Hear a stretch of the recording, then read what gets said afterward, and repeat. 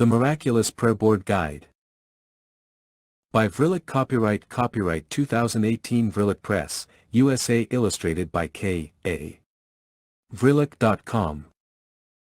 Vrillik. Published by Vrillik Press, a brand name owned by Tom Vrillik. USA. Published by Vrillik Press. First Vrillik Printing, June 2018. Original electronic publication by author in 2018. Editing and layout by Vrillik, May 2018. Cover and formatting by Vrillik Press, June 2018. Illustrations and cover design by K.A. Copyright 2018, by Vrillik Press. A division of Vrillik Books, published by Vrillik Press. All rights reserved. No part of this book may be reproduced in any form without permission in writing from the publisher, except by a reviewer who may quote brief passages in a review to be printed in a magazine, newspaper, article, website or weblog. For information address the publisher by visiting www.vrilok.com. Published by Vrillik. Printed in the United States of America. Note from the publisher. The purpose of Vrillik's Practical Guide Series, VPG, is to empower you. 40 years of meditation and the exploration of magic has brought this writer to a turning point in the approach to coaching other magicians. Most students of magic do not fully understand the true occultist. To be clear, most magicians bring an ideology to new magic, which speaks to them from a rather mechanical voice of authority. Of course, this is an inaccurate understanding of the fundamental essence of magic. It is a common mistake I made, myself, years ago. This is to say that magic does not work due to a universal formula of A and B produce C. Rather, there is a fundamental personal path which must be taken in order to effectively achieve what I term a magical lifestyle. Once a magical lifestyle is achieved, then magic flows fluidly in the life force of the magician, and often seemingly by automation. But, the powers for magicians must be broken into smaller components in order to accomplish an actual skill set. Without this kind of coaching, many years down the road the student of magic finds him/herself living in a world of wish fantasy. While we hold true to the belief that applied imagination is power, we do no waste time in idle fantasy. Our patriotism is to the magician himself. While we may catch a glimpse of some remote vision by entreating magical symbols, it is the ultimate goal of the magician to forge a bridge between the cosmic intelligence system and himself. We aim to be wise hard wizards, who have a solid skill set. Consider swordsmanship or kendo as a good comparison to magic learning. The mind and body relationship of the swordsman is just as important as his knowledge of blades and combat methods. The magician's own mind is just as important as his knowledge of magical formulas. There is a relationship which must be bridged before the benefits can be reaped by the technician of magic. Think of magic and the magician as one unit. Our ego gives us this illusion of separateness from something which is truly indivisible, a thing that can only be described as a thing that is not a thing, but not nothing. Our task, then, is to reawaken our perception of the cosmic intelligence system of the universal mind. To accomplish this reawakening in the magician, we make magic our technology. This is the ultimate ideology because the ego of the magician can embrace this technology, while the subconscious, as it is so called, will obey this relationship of the magician to the cosmic intelligence system. In the presence of a well-established magician, the vulgar minds of the world become merely the mechanisms of illusion. The magician, no longer being moved by the zero man/woman, can use his connection to the cosmos to cancel out the misbehavior of such disruption frequencies. Why? Because that is all the zero people really are. They're just frequency nodes, and often of the negative aspects of consciousness. Furthermore, every sentient being is comprised of energy centers running along the spine and elsewhere. These are intelligent centers of consciousness which work with the phases between the body, the mind, and the spirit of every sentient individual. The planet we live on has similar energy centers, crisscrossing at some points, and wrapping itself around and through the world. Our thoughts flow through this world circuit, but we are not yet masters of this world circuit. Never before has a system of magic existed which has bridged together the philosophical aspects of the occult with the technical statistics of the world of the magician. This change happens here in our Vrillik Practical Guides, VPG. Our aim is to rebuild the magician's true relationship to magic. We do this by making you aware of your components, and how these components work with the universe. And, we provide real-life examples of real magicians, particularly Vrillik, to demonstrate how magic works, and why. So, let's be clear what this magic relationship is. The first part is your belief. Do you consciously/subconsciously accept that the universe operates in a way that is entirely alien to the human rational mind? Well, it is rather a prerequisite that you do understand that the universe operates on a level indifferent to man's ideas of absolutism. For instance, in my book Psionic Robot we venture into a world residing between science and mysticism, whereby we can effectively work magic outside of society's parameters of perception and control. The book also demonstrates how focused concentration, when it is willfully and effectively applied, can weld the gap between imagination and reality, thereby producing psychic constructs with an artificial-like intelligence, as well by drawing spirits to a medium from which work may be performed on the operator's behalf by the spirit.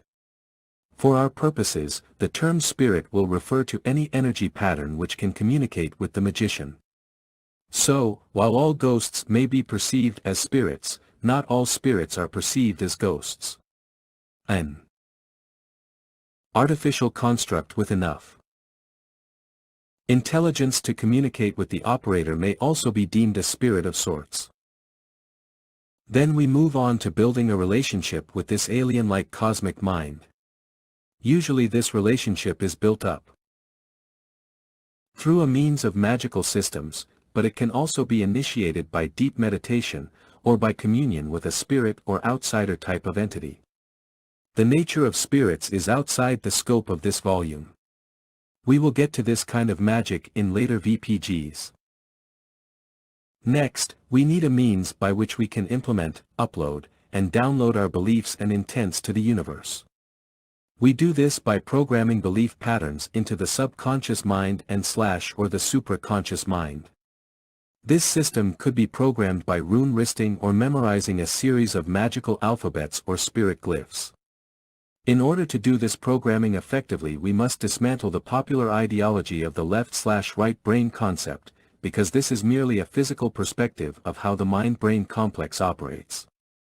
Rather, our students think of the mind in terms of front-end and back-end programming, of conditions, and we seek to make these minds cooperative by erecting belief systems and constructing a variety of magical interfaces through which we can operate our will and intentions through the cosmic intelligence system. For make no mistake, the universe is an intelligence system operating by means we do not fully understand by the rational mindset alone. Once the student of Vrillik has achieved an understanding of everything in the universe being compatible to the mind in terms of patterns, then we can move on to other things like kinetic magic, making use of forces in motion to work dynamic/spectacular magic, and psychokinesis-like abilities, Psi Kappa. Example of using magic for business. You own a small business, let us say, a school, whereat you teach people how to operate personal computers. And, you have decided to use magic to bring to you more students, and you need these students very soon. You cannot wait months for new students to come, as the profits have not justified your expenses. So, as you will need to breach the barrier between operations and results in magic, you then decide to apply my methods of weaving kinetics into a construct made from elemental air. So, you are weaving a small breeze into a construct, which is exacerbated into a wind condition around your immediate personal sphere. You direct this wind current to a point just about a foot before your outstretched hands. You impregnate this invisible orb with the concept of bringing new students to your school. At length, you release your hold on this hybrid thought form, and the force of wind projects your elemental construct into the ether to create an event in the very near future.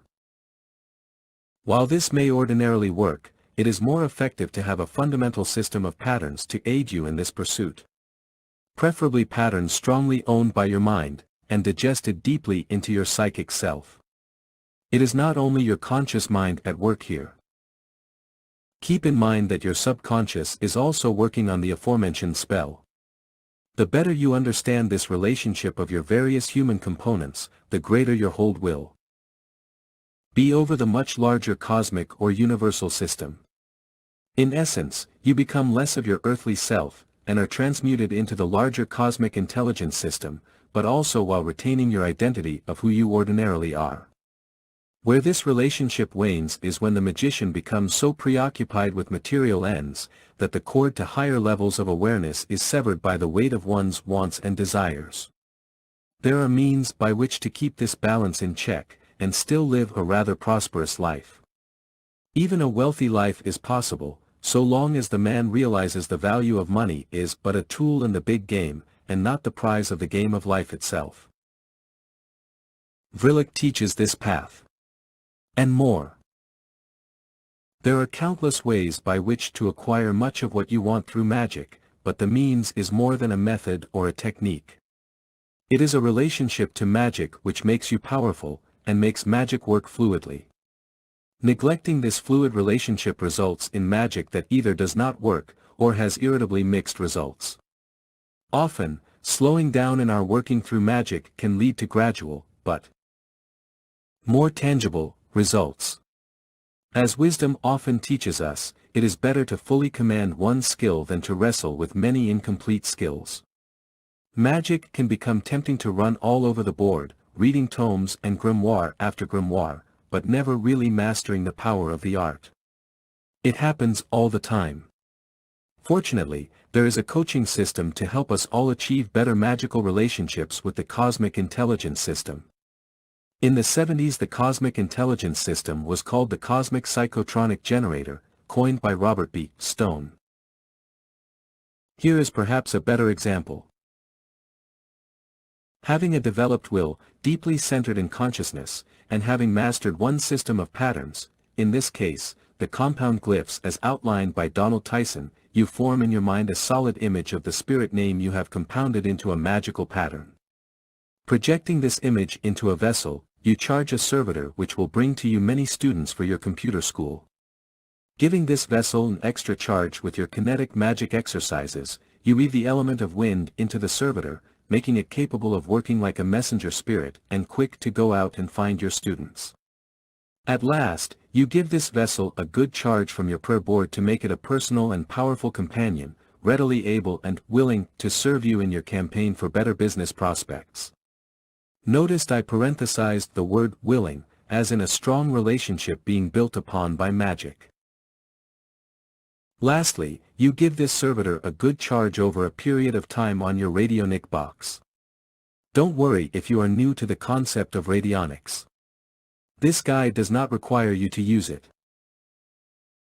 Occasionally, you project your thoughts into your spirit vessel, asking to make slight amends to the kinds of students you wish to attract. Perhaps, you need to charge more money in order to run your business effectively, and you are in need of customers with a higher income. Having blessed this vessel with the heart chakra prayer board, the spirit is more than willing to make adjustments to your changing needs. As well, the spirit should be intelligent enough to comprehend what you need. One of the reasons we apply the compound glyphs as outlined by Donald Tyson, as the glyphs tend to work very well. And, it can also have something to do with the frequency of the operator's mind at the time of creating the servitor or summoning of a spirit. Like attracts like in this sphere of work, though this is by no means the absolute law of magic. The above example has actually been tested. Yes. While I lived in Japan, I needed students with a stable income source, and applied the aforementioned methods with some very solid results. I even went so far as to ask the construct to bring me one nurse and one real estate agent, just to test truth in this magical procedure against the possibility mere coincidence. To our astonishment, we received exactly one nurse and one real estate agent. Plus, the man's wife became a student, her son, and the nurse and her son. And the agent's sister's son. So we gained a total of 6 private lesson students, and a later about several more classrooms full of group lesson students. So, yes, these magical servitors can do their job. And they can do more, which I will explain in another guide when we reach this area of magic in this series of VPGs. In explanation of the aforementioned methods, there is a reason for applying a variety of techniques to achieve one ultimate end. Firstly, the more time that is spent on the application of a magical operation, the better the results will penetrate any resistance pre-existing in the ether or the external world. Particularly, in the molding of a servitor to last for any useful length of time, a series of charges should be applied, a means of testing the communication should be applied, dowsing or direct contact via the prayer board, and a way by which to charge the servitor while you are away from the magical operation. With the added power of radionics, one can sleep in bed while the machine does some charging for the operator. But, we'll cover this in another guide in more detail. Now, instead of methodology alone, my students will learn to build on their own abilities. First, we will explore your relationship to various magical systems, and ultimately master a series of skills and platforms for working magical operations. Of course, one of the mistakes many students make is biting off more magic than they can chew on.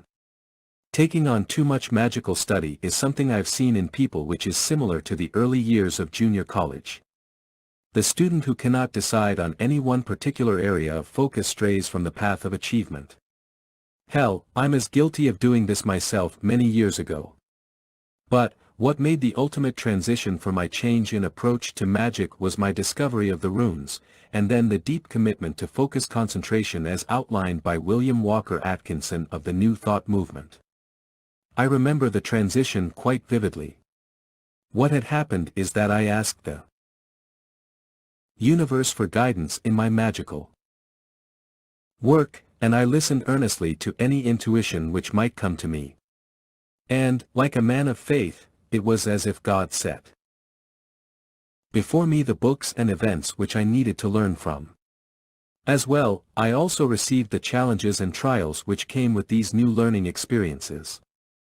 Of these trials I will speak of here in this guide soon enough, particularly when we review my operation against Super Typhoon Neoguri in the later sections of this book. While many will turn from this kind of focused style of learning magic with utter horror at not finding the quicker fixer-upper for their magical troubles, by contrast those who do make the commitment to this program will go on to become very powerful and effective magicians. And maybe even something more than this. Rather, I venture to bid on the man or woman who completes all of the VPGs effectively, that this person will have a completely new life-transforming experience which will lead to success on multiple levels. The reason for this is simple. The one who learns to control one thing at a time can move on to becoming a true master of any system. This is true because he or she has developed the ultimate will to strive toward achievement, like a laser focused on completing one task. It is similar to my trials in learning basic to intermediate web page programming. I began with acquiring an understanding of the internet, and moved on to working with HTML. Only after completing HTML and a general understanding of CSS did I move on to JavaScript learning. And, no, I'm not a modern programmer. But, the learning process is important to understand. Similarly, while enrolled in Kung Fu, I had to master all the basics of white belt training. Next, the yellow belt. Then the green belt. At last I achieved a brown belt. A life event prevented me from pursuing my black belt. All that I ask is that our readers understand the importance of practice through a series of guides. And I hope you learn more from this guide than mere methods and techniques. You will understand as you progress through this book. Now, each guidebook is designed to work with your mind at various levels. When we refer to the term mind, we are indicating one of many of the energy centers interacting with your various levels of consciousness, and to other external minds, and the construct with which each person is born with, the conscience. There are many centers from which we can work with, and a variety of means by which we can apply ourselves magically, and otherwise for daily life successes. Most people do not realize this dynamic quality of the centers of consciousness in themselves. Thus, the majority of students of magic are not taking full advantage of the powers which remain dormant, but could be made available to them through our coaching system, VPG. In conclusion, you are going to enjoy being the new and improved Master Occultist. You will become one with the universe. And as you do, many of your problems will slide off of your shoulders with the aid of accumulating more consciousness. You are mastering each mind or level of mind, so you will have more power at your beck and call than the average New Age bookshelf magician. You are part of the greater whole, and equally effective in influencing the whole system. It all starts with small steps, building upon each step with greater effectiveness, and willful commitment to a relationship with the magical view of reality. Your mind will become focused, but also remain very flexible. These qualities come with the conditioning process involved in these VPG programs. Plus, because we are magicians who have delved in many arts, and have mastered light and darkness to our best abilities, we will tell you the truth in all of these guidebooks. No hidden agendas. No ties to big publishing houses. So, there's really no influence upon us to tell you anything but the truth. So, without further ado, let us begin with this guide to learning the various aspects of the self-empowered individual which are necessary to operate the miraculous prayer board, the ultimate, but elegantly simple instrument for manifesting miracles and remote empathic influence. Your training begins with some background about my learning of this instrument, and more so the means by which I came to believe such an instrument could actually work in the real world. In my own life I was turned on to the idea of working with the mind of the heart chakra over a period of decades. The universe threw all manner of hints at me, but I failed to fully grasp this attempt of communicating with me a very real and powerful system of magic. My initial experience began in my travels overseas. Later, in my teen years I experienced a spirit visitation which resulted in the entity pouring energy into my heart chakra center. Many years later, I would find myself drawing upon this power to save a nation from ultimate doom. And my story is outlined in partial detail for our students to understand the very powerful and significant achievement of this instrument. The Miraculous Prayer Board. About this guide. In our previous guide, Metaphysics of Self-Mastery, we completed the learning of methods to center ourselves deeply within consciousness, as well as how to access the inner will fire of the solar plexus energy center. With this second book in the series we move into a new territory of self-empowerment on a psychic level that is more active in moving energy outward into the world sphere. You will be able to use this power to exercise influence over the external world, as well as how to increase your own inward abilities. Each guide is designed to bring the student closer to the realm of Psy-Kappa, or active psychic abilities. Essentially, this guide is the beginning to bring out that learnt material and apply it to the external and objective world sphere. In addition to this training we will introduce the ultimate instrument for manifesting miracles in the world. You will learn to use this instrument to stem all manner of problems, as well as learn how to balance your own energy system when things go really wrong in your magic, or even in your ordinary daily life. Pay special attention to my illustrated background and my personal story that I present to you about my own experiences leading up to the power which enabled me to discover and utilize this instrument to its full potential. While my background prose is a bit lengthy, you will undoubtedly find my very real experiences helpful in your own development of a relationship with magic and the universe in which it operates. This miraculous prayer board instrument is incredibly powerful. This is because the design is intended to work on a level of empathic powers. This power is inside of you, and everyone else, and it can move through you from a higher cosmic source, as well. But, to channel this energy to the destination/witness one must have an instrument, a tool by which to make it all work. The miraculous prayer board is such an instrument, designed to work with the one mind most capable of doing this sort of work with miracles. So, let us begin. Coexisting worlds. We share a world with those who go unseen.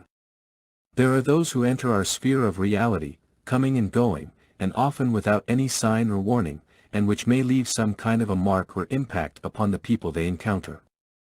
I am referring to ghosts, spirits, and all manner of names attributed to the disembodied souls of this world. The invisible world I speak of is a realm that we remain mostly unaware of in our daily activities, and is a world seldom guessed at except when things go bump in the night. Aside from the invisible world being an amusing diversion for that part of the populace watching ghost hunters on television, this invisible world is one which has some influence over our physical realm, and at times a significant impact on people, particularly children and sensitives or otherwise intuitive folk. In the very early years I discovered this other realm seemingly by chance, and it was through my personal experiences that my belief was born. This grand power of realization and ultimate influence of the spirit world came to me from the sands and winds of the great open desert in the Middle East. So I must really pursue this guide at the beginning, which takes us back in time to my journeys across the vast stretches of desert and dunes of the great empty space in Saudi Arabia, where I spent my early childhood schooling at Riyadh International Community School, RICS. The year was 1981. My childhood began in Southern California, in the United States of America. Born in an American middle-class family, I was raised with the responsibility of caring for my little brother, and our cat, Smokey. Before moving on to my schooling days. In a foreign country, I just thought my readers would like to know where my life actually began. Though, in many ways I think that my true spiritual life started the day I stepped off the airplane onto the streets of Riyadh. And the series of spiritual encounters would come rather abruptly, with little forewarning, if any. I remember my stepdad waiting there at the airport for us to get off the plane. He'd flown a month ahead of us, learning the new job, and so on. So, it was a family reunion, as well as a brand new life at the same time. While I was somewhat distant from my stepdad during my early childhood, I later grew to respect him very much. While a child, however, I was open to other channels, and it was this aspect of my character which might have brought about some rather unwelcome spirit encounters. Being in the vast desert of the world, I had ample opportunity to explore the vast stretches of desert, the caverns below the surface of the city, the other great cities including modernly robust super city of Jeddah rising out of the horizon like a colossal oasis with its great architectural structures. I also exposed myself to the hidden aspects of nature in my curious wanderings in the great space, something I will get to in more detail shortly, as this applies to the mysticism of this book specifically.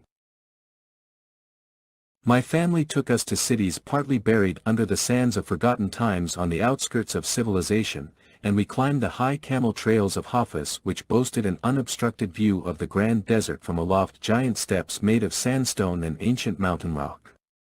I had opportunities to peer down into deep wells, colossal orifices in the earth, and taking care not to overstep a treacherous drop into certain death. Many of these wells could not be seen from a distance, which meant that driving across this open space at night was a considerable peril. Teens had disappeared after falling into some of these wells, our guide reminded us as we got too close to the edge. I remember marveling at the dark pools deep down in the earth, and an involuntary shudder arose in my spine when I learned what had happened to children who had fallen in, and never to be seen again. On other excursions we lost ourselves in the palm trees of an oasis remaining completely invisible to the modern world, and at a distance its ruins of partial rock walls were indistinguishable from the surrounding desert. Apparently it had once been a grand city during its time centuries ago.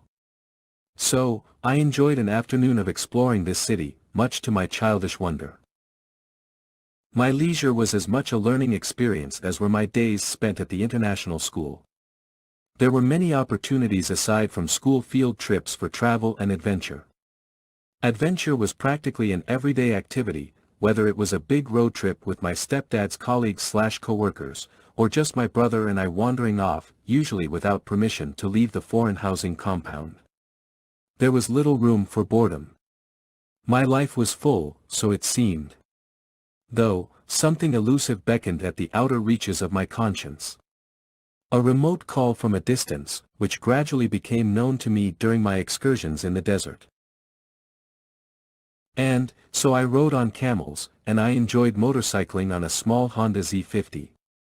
The desert was almost entirely our own, and free to explore. I saw sidewinders, snakes, and scorpions on occasion. There are odd and often strange-looking insects and reptiles in the desert. Much of this was foreign to me at the time, and this marvel of wildlife preoccupied my studies at home with rather lavish picture books my parents purchased for me in town. To get to school I took a company's bus with a driver who spoke nearly as little English as I could speak his native language of Arabic. Being we did not speak the same language, my understanding of body language, impressions, and intuition grew on me rather quickly. Yes, of course I spoke some Arabic words, but the pursuit of the language wasn't pushed in the international school as any kind of a requirement. I spent most of my time being moved from compound to compound in order to visit friends. Being the lifestyle was so incredibly different to what I was accustomed to in America, my mind began to pick up on the slightest differences in things which were out of place. Not only in the surface world of society, but also in the behind-the-scene kinds of mechanisms, things most ordinary people do not think about. I was sort of like that fish in the pet shop who realizes that he is trapped in a glass prison, but all the other fish are racing about unaware of the nature of their confinement. In my earliest years of childhood I realized that the position of the sun, the time of day, the seasons of the year, and certain geometry, buildings, tiles, artwork, sculptures, and even trees, rocks, and plant life, surrounding me had a direct impact on my consciousness, my awareness, and my ability to concentrate on learning or other activities such as art and music versus math and social studies. My awareness of this relationship to the sun was made more apparent to me during my life in Riyadh. Perhaps, this was due to the intensity of the sun, or my young mind's willingness to receive the truth from the cosmic source. Who can say? Still, I had ample opportunity on my bus ride to school to talk to the bus driver, or make gestures, to which Ali would utter the words in Arabic, and I would repeat his words to try to learn his language. Ali was a safe bus driver. People drive kind of crazy in other countries, but this bus driver was careful, though we had some rather fun laughs racing home on Fridays, and being I was always the last one on the bus on the way home from school, some Fridays he would stop by the local chicken and falafel shop and offer me some food. I remember offering the driver an American dollar in exchange for the food. We laughed and listened to music on the bus ride home. Again, while I retrospect on this life now lost to me, I wonder how it was that I would have to leave behind what I deemed in my wonder years as a very good life. To see the world as it is today, with terrorism particularly, I have a difficult time accepting my past, or is it the present? I digress here, but we'll pick up on it later in this booklet. I ventured in my leisure freely outside of the housing compound, though I was told not to leave without my parents around. The lure of the unknown drove my curiosity to pursue what might reside outside of my enclosure in the compound housing. I discovered palm trees swaying in the wind, lining long paths up to parks and recreation where I saw Arab children being guided by women wearing veils. I was ushered away by them, not having realized that I was somehow intruding upon their only private time, or something which disrupted their cultural views. I can only guess. Now, I only wanted to meet the native children of Arabia and play with them.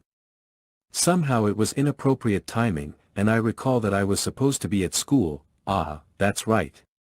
I was supposed to be home and sick in bed, my younger brother and I having the idea to excuse ourselves from school so that we could explore the world we wanted to.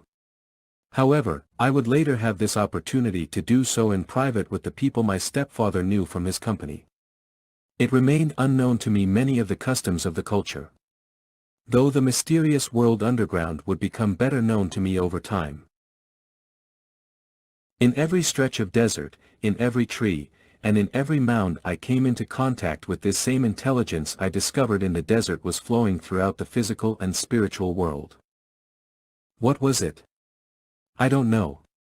Maybe God, or a cosmic artificial intelligence program. Who knows? Seriously, I cannot truly say what it was that I came into contact with, but at one time I thought that behind every blazing mirage, beyond the smoky veil of sand and air, or the facade of ruins still holding together before long abandoned structures, that something truly alive and wondrous danced about my presence. Though, I could not help at times to venture a thought that nature did seem artificial in one sense, but elusive to the awareness of those who lived and worked under the sun. On occasion I suspected that the world was a kind of machine, but one built by the gods and not man. Still, a machine nevertheless. Or, perhaps as our modern magicians might interpret this intelligence as some kind of a construct or godform created by a greater mind than that of man's own limitations. For certainly, during my later teen years I came into contact with a mind that was powerful and fiery like a miniature sun, blazing its thoughts into my cranium, with little concern for my discomfort. So, enough of the New Age fluffy bunny ideologies already. Some spirits do not share our sensations of pain or fear. In my own experience, this particular entity in my later teens found the idea of my discomfort completely foreign until it had studied me for some minutes more. Yes.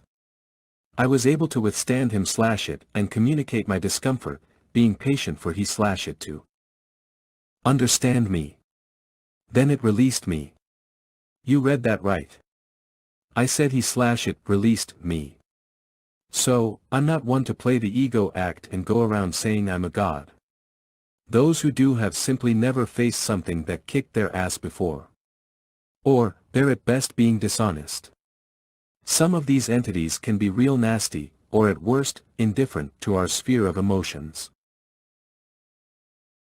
I came to realize with age that these wonders, despite being hidden in plain sight, were all veiled by a sort of lens which society gradually installs into our minds through its various institutions, and continues throughout our lives by the interrelations with the educated and the masterfully accredited, esteemed doctors of the world and those with credentials after their name. Notwithstanding, there are cases of people who are seriously mentally disturbed. These cases are well documented, and much to the credit of the doctors who do this kind of work.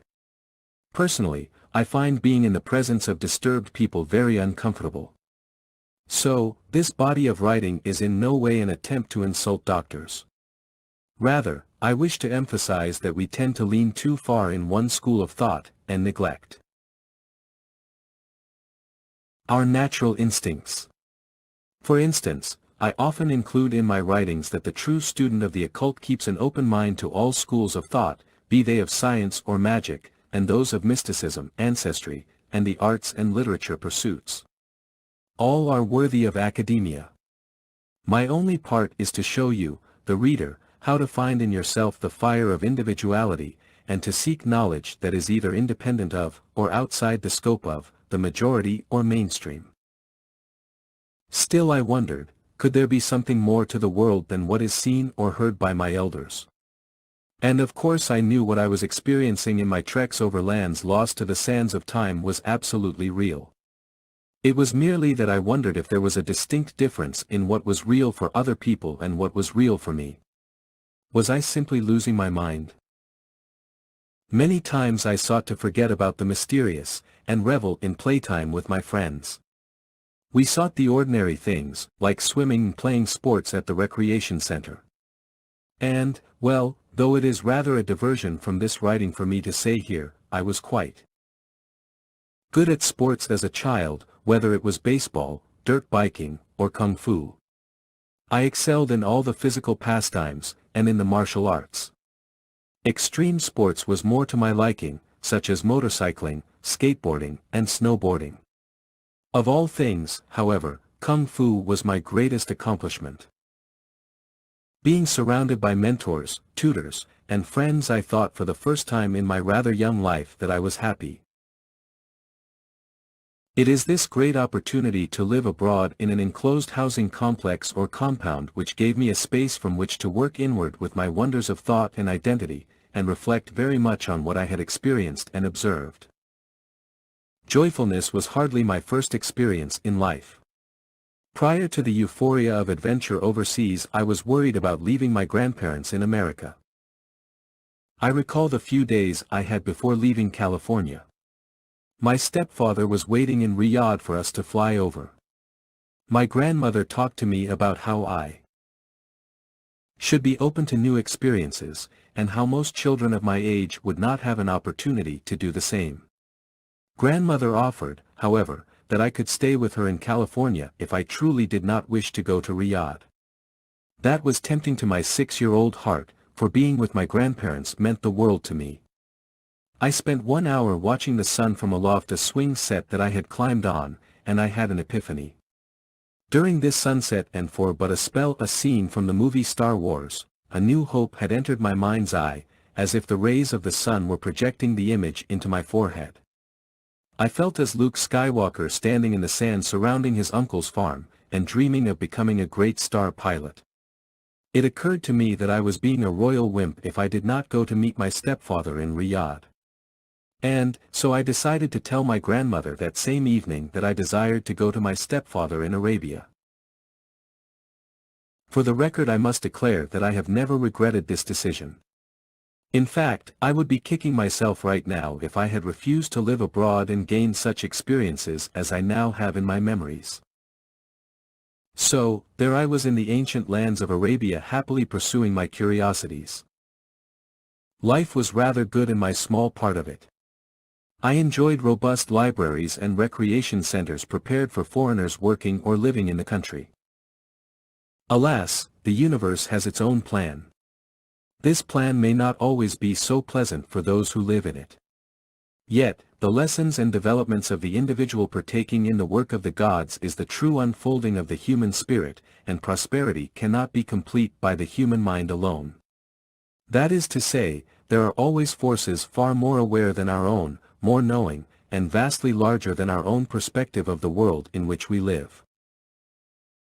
I began to realize this at a very young age, though I had not yet developed a true sense of independence from what other people told me to believe. Of course, such is difficult to do while still a child. I ventured in many places of Arabia. Most were good adventures. Save that there were a few places shunned by other children, which attracted my curious mind all the more. I was not like other children in the sense that I could care less about thinking as everyone else did. For many children in my early years of life held it in high regard to share the same opinion of the hive mind. As you may have rightly guessed, I am going to tell you about some of these less pleasant experiences in places shunned and feared by simple people. The places which aroused my curiosity, and which challenged my spirit of conquest and glory. For I was at heart an adventurer, an explorer, and a warrior type of child. I believed in myself, a quality which often saw me to the principal's office throughout my schooling years. I despised the same old mindset, and regularly disregarded authority. My heroes were few, but of those I did idolize none were so strongly in my spirit than Conan the Barbarian, Alexander the Great, and the classical heroes of the Greek mythos. You see, when I was a small boy nothing would have pleased me more than to have a duel with the legendary Minotaur in Crete, or to behead Medusa in her cryptic lair.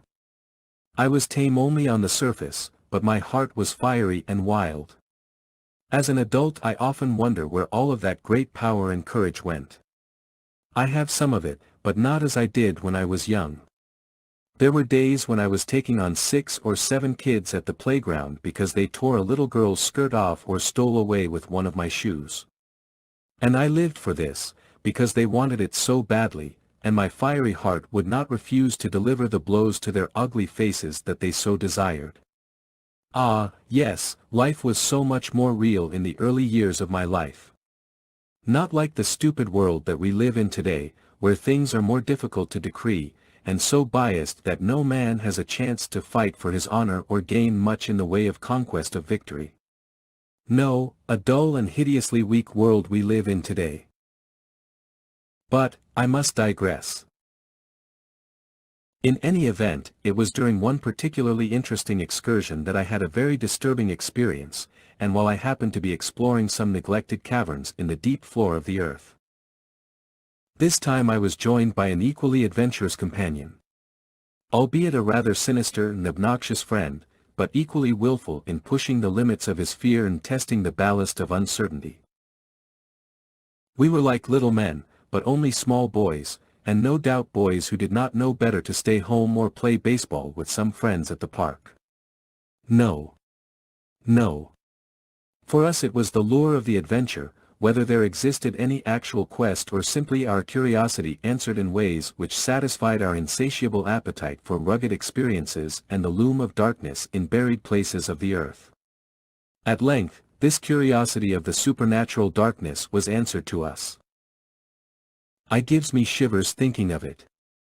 In retrospect I can see clearly my shuddering friend, once courageous but ever after our horrible event turned to cowardice. It started during one rather unpleasant encounter with those of the unseen world. For me these encounters continued into my early adult years. I can only hope that my friend was spared from further torment by these invisible devils. Ledivik was about a year older than myself. It was often in my friend's mind to present challenges to me, and many of these took the form of truth or dare kinds of games. It seemed that my friend had his mind set on belittling my reputation as an outstanding playground brawler, and reputed as an outsider of the little girls' opinion club at school. Back in the early 80s the push toward feminism was en route, and often we were made subject by the teacher to whatever the little girls thought of the boys in the classroom or elsewhere. Aside from my reputation as a brawler, I was actually a rather courteous and considerate boy. I merely hated being bullied, and I didn't like the nasty group/hive mind that was going around at the time. My friend, however, was on the opposite team, but he liked to propose challenges for me, and being our parents were acquainted, this left me to play with Ledivik when school was out. So, on one special occasion Ledivik showed me a place that was supposed to be so incredibly cool to explore that I simply could not refuse him. He said that it was the coolest place to explore because no other people ever went inside of it. However, the moment I actually saw it I felt an unfamiliar sense of repulsion. Nevertheless, my spirit was enchanted by the mystery of what might lie deep down in the earth, and so my fear was displaced with a rather misguided determinism to plunge into the chaotic quest for thrills. I believe that my friend knew me all too well, and more than suspected that I would not refuse his challenge. But, actually, this was one of the rare occasions that I hesitated. At first I did start to refuse him. Something down in my gut made me hesitate. I told my friend that I would first have to take my little brother home. To this, my friend said that it would be dark by the time we got back. So, my brother said he would wait for us, or he would walk home if we did not come out soon. For this particular challenge young Ledivik had acquired some rope. The slant which descended into the earth was very steep. We would be able to make it down without the rope, but having it helped to keep from slipping and sliding too fast. As the story goes, Ledivik and I came upon a slanted stretch of smooth sand or sandstone which dropped deep down into absolute blackness. It was a darkness so pitched that one could not see their own hand in front of their face. I asked my little brother not to follow us, to which for the first time since he was born, he actually obeyed my instructions. I think he must have sensed this same uneasiness about this place as I had. Ledivik and I studied over the opening to this cavern. The only thing that moved over the threshold was sand in the air. The opening was black as pitch. The sand moving in the air lended to the illusion that the orifice was a dragon or a great beast with a gaping mouth exhaling the ominous fumes of hell from someplace deep down in its belly. I had my pocket knife and flashlight. My friend had his. Agreeing that we were both ready, we made our descent into a place which would forever transform my understanding of the unseen world. So, we carefully made our way down the slanted floor, slipping a few times and scratching up our knees. But, it did not matter. Too curious and adventurous were we to care about a scratch or a bruise, for the thrill of the unknown awaited our young spirits. And, so having made our reserve to challenge the unknown, we plunged down into the darkness of the deep earth. Ledivik stifled a cough, for we had arrived at a place which seemed to have not been disturbed for many, many years, and we did not want to give away our position should something be lurking. In the dark. We expected there to be signs of someone else having explored this chamber before us. The usual leader of cigarette butts and wrappers we found at junkyards and abandoned construction sites was not present in this place. Much to our pleasure, this part of the city's underground was entirely ours for the plundering. Of course, we did not find anything of material value, but this was of no consequence. Rather the anticipation of uncovering secret items, perhaps a dropped watch, a carelessly discarded rial, Arabian currency, or even better another child's toy. Such gifts we could make use of as bartering tools at school once summer break was over, or I might have found a necklace or bracelet to offer to one of the pretty girls at school. I remember Cassandra, a pretty Canadian girl in my class who always helped me with solving math problems, and who I also practiced French with at break time. In retrospect, I think I imagined how brave the young girls would think I was if I had come back after summer break was over, and held in my tiny hand a shiny beaded bracelet, which I would offer to Cassandra, and only to her. Anything was possible in the realm of the unknown, that place which all the grown-ups around me feared to speak of openly. Ledivik and I were ready for anything. The only question which remained in our minds was what plundering and story we would bring back up to the world of sunlight when we were through down there in the dark. Only this time it was much like we were headed into one of those Twilight Zone episodes. A real wake-up call was long overdue for our arrogant little tails, and these dogs were in for a real swift kick in the ass. Which did happen, as I will tell you. Lighting my flashlight, I could scarcely see much. So dark was it even in the yellowish glow of my electric torch. Immediately the sense which was at first so foreboding back at the top of the slope before the portal drove immeasurably into my heart. I cannot quite explain this sensation. Perhaps it is best to describe this feeling as being similar to diving into a pool on an icy winter's day, without wading. A slight heart palpitation is vaguely in my memory, and perhaps it was not this, but something like it that I experienced upon our landing in the main chamber below the hot sands of the desert floor. It seemed to me that we were standing in a large space with a high rocky ceiling, and the floor was smooth, save only that it was divided by a subterranean stream or small river restrained from flooding the room within a jagged ravine. That much was all we could see with our flashlights. Ledivik tested the water with a stick that he rummaged from the ground, and discovered it to be quite deep. I tested the stick as well, and we agreed that we'd have to make our way around or try to jump it. The latter was simply too irresistible, and it also provided the opportunity for either of us to compete at accomplishing an awesome feat. We were boys, and rather adventurous boys, no doubt. All that we had discovered so far appealed to our desires for the weird and mysterious. Though, I must admit that in the back of my mind I had a rather elusive sensation which made me wonder if we were not being watched. The sensation, as I can best recall it from memory, was as if from somewhere further out in the blackness beyond that stream a pair of eyes jeered at us uncannily. In fact, I felt that the crossing of the stream was somehow the trigger for whatever peril would follow.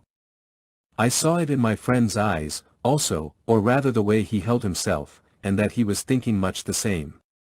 We would never speak of such feelings, for only girls did such things.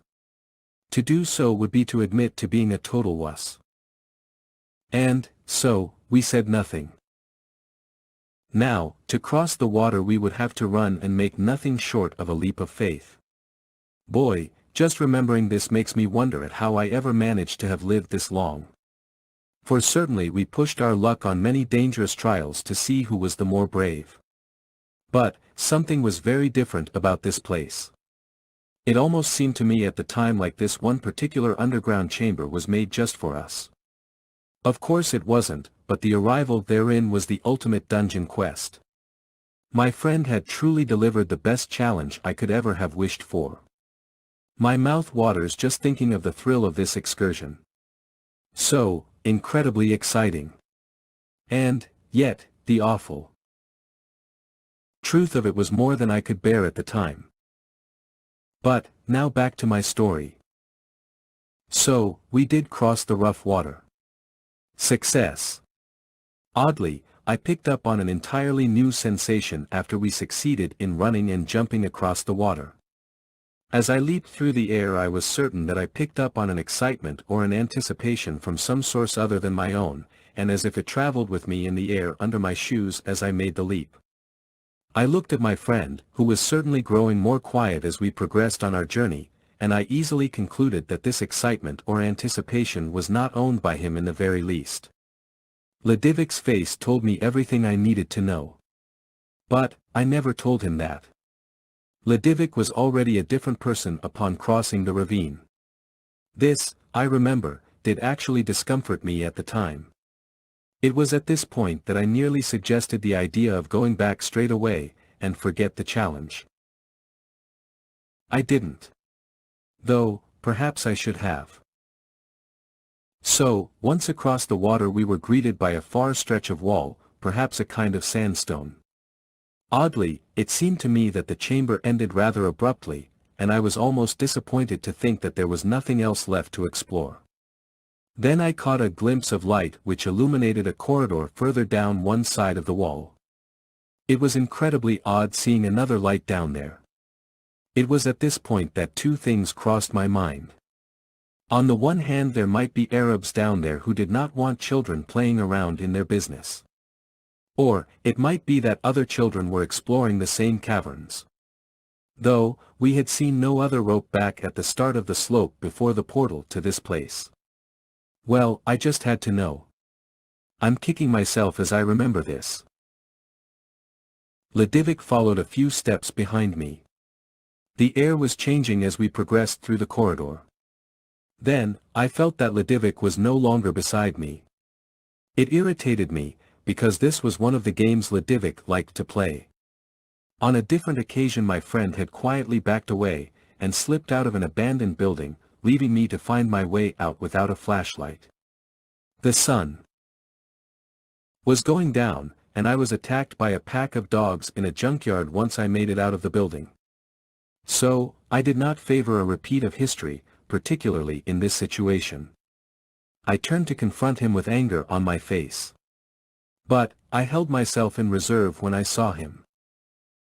Ledivic's mischievous face now took on an entirely alien appearance. Ledivic outright refused to go further down the passage.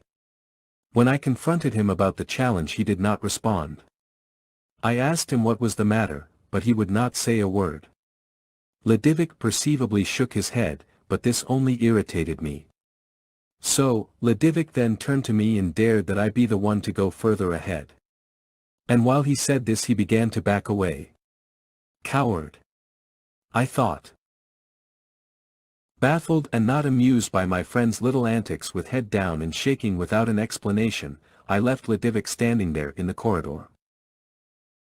I pursued the passage to that corridor where I believed that I had seen only moments earlier when a light passed that area of the chamber.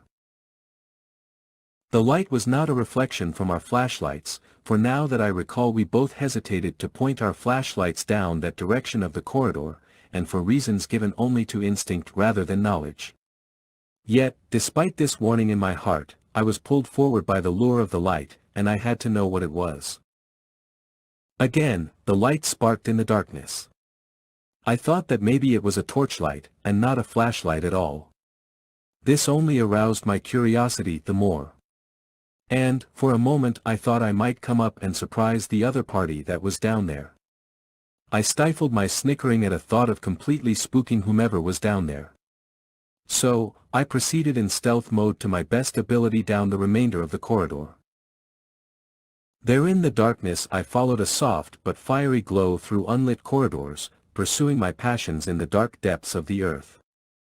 I had difficulty seeing my footing when I gazed ahead, but I could at least keep up with the light if I moved quickly enough. However, the light turned a corner where I could no longer see it. So, I turned off my own flashlight, hoping the other persons down there would not see me coming up behind them. I felt my way around the edge of the turn, preparing to jump out on the person's flank. Quickly turning on my flashlight, I leaped forward with the intention of spooking the other party. Where the light had disappeared, I arrived at an unlit alcove just around the bend of the passage. I turned on my flashlight to be certain that the path went no further. There was nothing but a dead end, perhaps a caved-in wall, or maybe the builders of this place simply abandoned their excavation many years ago. I cannot say. As my flashlight started to flicker, I heard an inaudible voice, perhaps a statement or a question being uttered under someone's breath. Then the gradual sound of chuckling, followed by more voices. The direction was difficult to pinpoint. I fancied that maybe the sound was coming from behind these walls, and that some other cavern must exist. But this assumption was incorrect. For the sound of footsteps was directly in front of my own. More of these furtive footsteps seemed to pursue me as I headed back along the path I had followed, but these footsteps gradually became more clear as I moved away from the source of the sound. I remember backing away from something which sounded like sniffing or stifling a sinister snicker. But, I was alone in the corridor. No one was visible in the illumination of my flashlight. I was bewildered at first. And then the realization hit me. This was a real encounter with something invisible. I had heard of ghosts before, and the idea of something ghostly was always the stuff of exciting campfire stories, but I'd never thought I'd actually encounter such things myself. It was always a distant thought, the stuff that happened to other people, or was entirely make-believe, the stuff that people talked about to enjoy watching the looks on other people's faces. Surely, I did not believe them. Yet, there I was. Alone in a chamber with something heavily breathing around me, which I could feel in the air about my personal space, and yet that I could not see. I remember moving very carefully away, trying to prevent my fear from being obviously recognized by whatever it was which taunted me.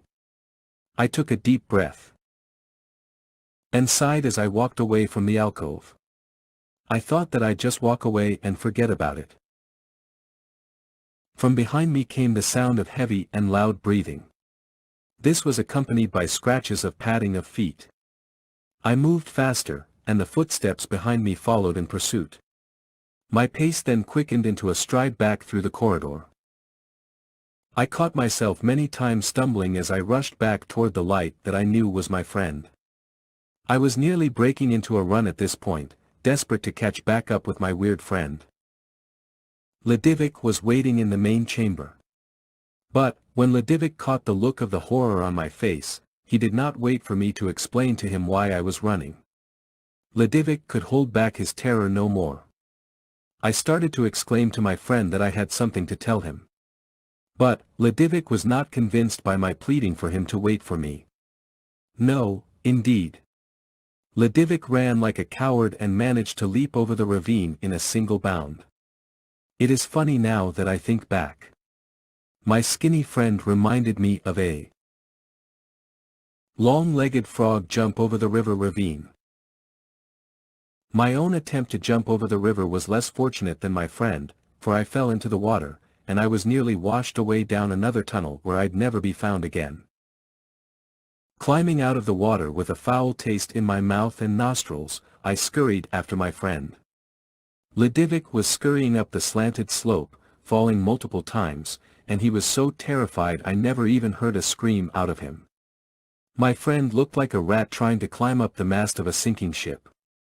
And, while surely I was frightened myself, for reasons only the gods know themselves, I found my friend's disposition rather amusing, and somehow I managed a terrible laugh, perhaps on the borderline of madness, which then only served to horrify my companion the more so. Which of course earned him another laugh of ridicule. Though my mirth was short-lived. Behind me came the sound of pursuers, though I marvel that I never heard any splashing sound from the river, nor did the footsteps sound quite as they should if people were truly coming after us. Catching up to my friend at last, we fled the darkness, clawing at the slanted sandstone slope and reaching for the sun now shining further away from the opening. Sunset was getting nearer, and perhaps in a few hours. Having reached midway up the slope, I wanted to retch. Something in the water had a very foul stench, and I could still taste it in my breath. However, it was the urge to look back on our pursuers. I'm not sure why this was so important to me. Perhaps, I doubted my experience. I had to look back. So, venturing a look over my shoulder, I beheld what appeared to be coin-shaped orbs, or what must have been eyes bobbing along in the darkness on our trail. This I was absolutely certain of. That these were eyes. I was the kind of kid who, despite my imagination, I would click to survival mode and become very reliable and able to act when and where needed. I am certain those were eyes. At least 2 pairs of creatures watched after us as we fled that dark place. It is all very clear to me. I remember what I saw last when I ventured to look again back down at the opening of the chamber below us. 4 pairs of eyes which stopped at the threshold between the darkness of the earth and the light of the sun outside. These eyes did not cross beyond the mouth of the chamber, but buzzed around feverishly, as if in response to some agony caused by the rays of the sun. To me it reminded me of 2 ravaging dogs tied to a stake in the ground, but eager to pursue some game not far at hand. I am only glad to have escaped that place. And yet, I sometimes feel as though it had never happened. My adult mind betrays my memory, covering over my past experiences with a filtered lens, shooing away what is certainly preposterous and unsound. Now that I retrospect, perhaps the things down in the earth were struggling with a desire to pursue us, save that the sun somehow offended whatever material that they were made of. The eyes disappeared back into the blackness, in a manner which seemed rather reluctantly. And I did not see them again for many years.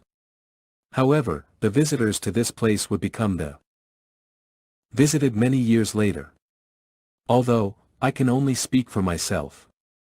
For I know not what ever became of my old friend. On other excursions with my family members we climbed high places, including the Camel Trail in Hafiz, which boasts an unobstructed grand view of the Arabian desert. On this particular adventure I found myself hanging from the edge of a mountain of rock, as my mother and her friend, Chantel, had decided to take the difficult way up, while the men, my stepfather and Chantel's husband, took the easy way up. Yes. They took the stairs. Giant steps going up, up, up. And beyond the side of the mountain. I remember looking down at my dangling legs, and I could see our car far below, which looked like a tiny Matchbox toy car, a brand name of tiny metal toy cars kids used to collect back in the 80s. I remember feeling absolutely no fear at the time. Only a small inner voice warned me not to let go of the rock.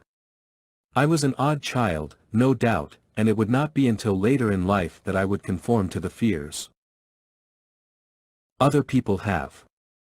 I had stepped near the deadly sidewinding snakes, and did not fear them. Large scorpions did not disturb me. I suppose that I had something watching over me as a child, for there were so many times that I danced with the devil that I should not be alive today. On another trek we ventured beyond the red dunes in the vastness of the Arabian desert. My family made camp, and being adults they decided to take a nap back at the car. So, left to my own vices I wandered off over seemingly endless red dunes, until I stumbled upon an open space. Thereafter the ground became firm, and littered with rocks. A stretch of flat and hard desert floor awaited my tired feet. I thought that I had heard the voices of children over the sandy mounds, but I could see none whence I arrived. For a time I stood wondering what it was that I was hearing. I fancied that the rays of the sun had stretched out into a great arm, and a gentle but knowing hand touched the crown of my blonde head. Faintly, I heard the voices of children giggling and speaking in short bursts to one another. But, when I strained my ears or focused my mind on any one of these voices, the voice I tried to listen to became inaudible or completely silent. The only company I had were tiny whirls of wind, making little dust devils along the desert floor. This was all that I could see, and I fancied that perhaps my mind was playing tricks on me, or that I had my fill of too much sun for the day. As if my wandering thoughts had been answered, I heard a faint voice speak on the wind. Over here, the wind sang briskly. This time the voice was not that of a child. It was an elderly voice which rang out across the flattened floor on this side of the desert, and it was as clear to my ears as the sun was to my eyes. I did not need to strain my ears to hear this voice, and this disturbed me upon realizing this change. I reflected that, at least in my uncertainty, I was still armed with the buffer of skepticism. But, now, my senses reeled in absolute dismay.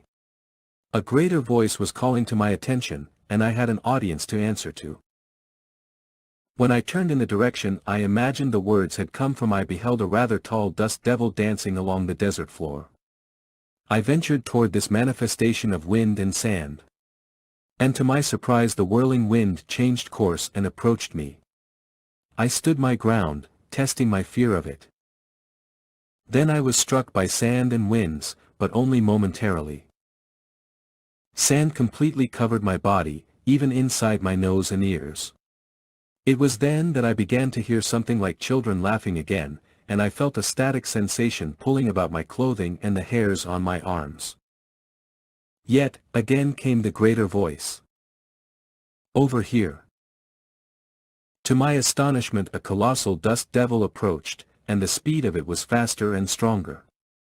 I could clearly see the weight of the sand the whirlwind carried. I decided against the idea of pressing my luck. So, I turned to run back to the reddish sands, and make my way up and down the dunes to my family's caravan. Struggling to climb up the red and slippery dunes and to get away from the flat stretch of desert, I heard the sounds of voices giggling behind me. It had not been the first time that I had heard the sound of children in the desert where there were none to be seen. Yet, the distinct feeling of a more powerful force was present on this occasion. So, I caught back up with my family and my stepfather's friends. My stepfather's friends were acting as our guides on one occasion, and they had spotted a sandstorm approaching. So, we got into two separate cars and started back to the city. The problem escalated because the sandstorm caught up with us all too soon. Our vehicles were slammed. My mother screamed as the car stopped, and we could not see our host's car ahead of us. Sand piled over our car. For some unknown reason to me, I felt an inner voice rise inside of my chest and a slight buzzing sensation over the crown of my head. I said I met some spirits in the desert, Mom. Should I ask them to stop? At this point my mother was willing to let me do it, because the sandstorm was a colossal devil, and we were nearly done for. So, in a firm but friendly tone I said, "Hello, Father. Hello, friends. Would you please calm this storm and let us go home?" To my surprise something answered. I felt an electric sensation pass through me. And the storm dropped its load, and a sweet wind passed over our car. The road was clear, and there wasn't a sandstorm in sight for miles. This was to be my first realization of the power which comes from a realization that there are forces greater than ourselves who share this world with us, and who dwell among us in the invisible worlds. Throughout all my excursions in Arabia I often felt as if a great someone leered over and above me, and watching my every move, reading my thoughts. And I could read the thoughts of many invisible things which followed with me. Years would pass, and during the passing of these years I would be able to know things, such as when people were going to die, or when I was going to receive a phone call that was important. I could understand the way machines worked, and many times I could fix the car AC or other electrical problems by thinking at the systems which operated these machines. Overall, Arabia was one of my greatest life abroad adventures in early childhood. Each one of my experiences gradually brought me a step closer to my discovery of the miraculous prayer board. For, while many hold the energy centers of the crown and brow in the highest importance, so do they neglect the power of the heart energy center. This will become clear as we progress through this book. For now, understand that the heart center provides the powerful energy which flows out from the hands and charges up the hexagram pattern on the board of this instrument. Japan. Kyoto Shrine Made of Gold. Kyoto, Japan. 2014. While living in Japan I had many enjoyments, but also trials. And the latter seemed to grow exponentially. The universe seemed to allow for ample time to develop my skills prior to these tests of will and belief. And these trials were unlike any other I'd had before while in my homeland of America. I meditated on the land and the sea while in Japan. Breathing in the natural energies of the earth, the mountains, the rivers and streams, and the power of the sea. Sitting, or sometimes standing, in my lab aloft a triangular building I would stretch my awareness far, far out to the sea. I would bring my attention back to my room, and then send my mind off again to the power towers on great green hills and cemeteries tucked away in alcoves along the ridges of mountains. In faraway valleys I could detect the flow of water, the glitter of sun, and the mist falling from mountains down into ravines with tiny streams, and to great rivers winding around hills spanning the island of Honshu. The ancient ancestry of the land is in the cemeteries and shrines aloft mountains and tucked away in hidden groves along hillsides. I was fascinated by the culture of the samurai, the teachings of Buddha and the various sects of Buddhism and Shintoism. A rich culture interpenetrates all that is the land and sea, and the people of Japan. I cultivated a practiced knowledge in meditation and spiritual contemplation, fusing some things I learned from those I came into contact with through old beliefs and superstitions. For these experiences I am eternally grateful, and I extend this gratitude to those people in Japan who helped me to see myself in ways I had not before. For these experiences I am grateful because such an opportunity cannot be taken lightly if one is wise enough to see its value. And I do. It was not always this way for me. As a youth I took for granted my gifts and the opportunities which passed me by. In order to truly develop I had to experience hardships and difficulties. This is a requirement for true strength and character. I am thankful that I have the opportunity to write to my readers and colleagues of these experiences. For certainly I have seen others perish in the pursuit of life, for which I will write of here. Of these trials of spirit and flesh none was greater than the disasters following my first success. And to this I caution my colleagues and students alike. When you succeed at something, be double careful in what you do next.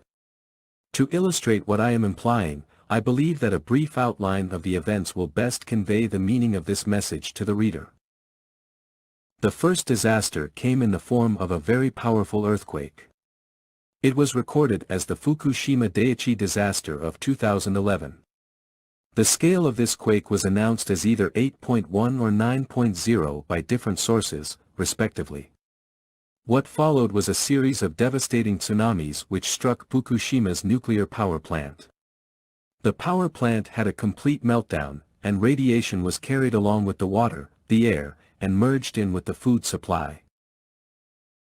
What had happened is the tsunami which struck the power plant had disabled the fission reactor which would have loaded the automated cooling system. This automated cooling system never loaded. Thus, the meltdown. The Fukushima Daiichi nuclear disaster is far worse than Chernobyl was, estimated to be about 30 times as destructive, though perhaps a lot more, with noted evidence of marine life dying at an exponential rate following the toxicity of the ocean after this terrible event. But this is not a one-time event. At this time of writing the Fukushima disaster continues to destroy the ocean today. As if the Fukushima Daiichi disaster was insufficient cruelty for Japan and the coastline of California as well, the gods of death seemed determined to stamp the seal of doom on Japan as the nation braced itself once again against the next disaster which would happen in the next 3 years. In the year 2014, Super Typhoon Neogiri approached Honshu, the mainland of the Japanese islands. Now, contrary to what some of the yellow journalists have written, Neogiri did not strike the mainland of Japan.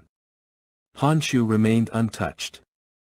The alarmists who make a great deal of profit by writing scare reports would have you believe that Neogiri plunged through Tokyo, and continued well inland for miles of devastation. This is incorrect. There were other typhoons which did indeed flood areas of Tokyo, but this was not the work of Neogiri.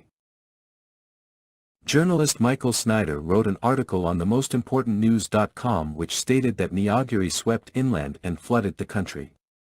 This is not true. My wife and I were on Honshu during Neogiri's approach, and the typhoon never touched Japan's main island. More to the point, we made certain to check news and science sources written in Japanese by Japanese officials and professionals before and after the events I am writing about. We also checked English-related news and meteorological records. Sorry, Snyder, but you're mistaken. Good luck writing the next biblical horror story you come up with. However mistaken Snyder is about what happened, make no mistake about the seriousness of the threat of Neogiri. It was probably the world's worst super typhoon in the sense of its size and the location where it was headed.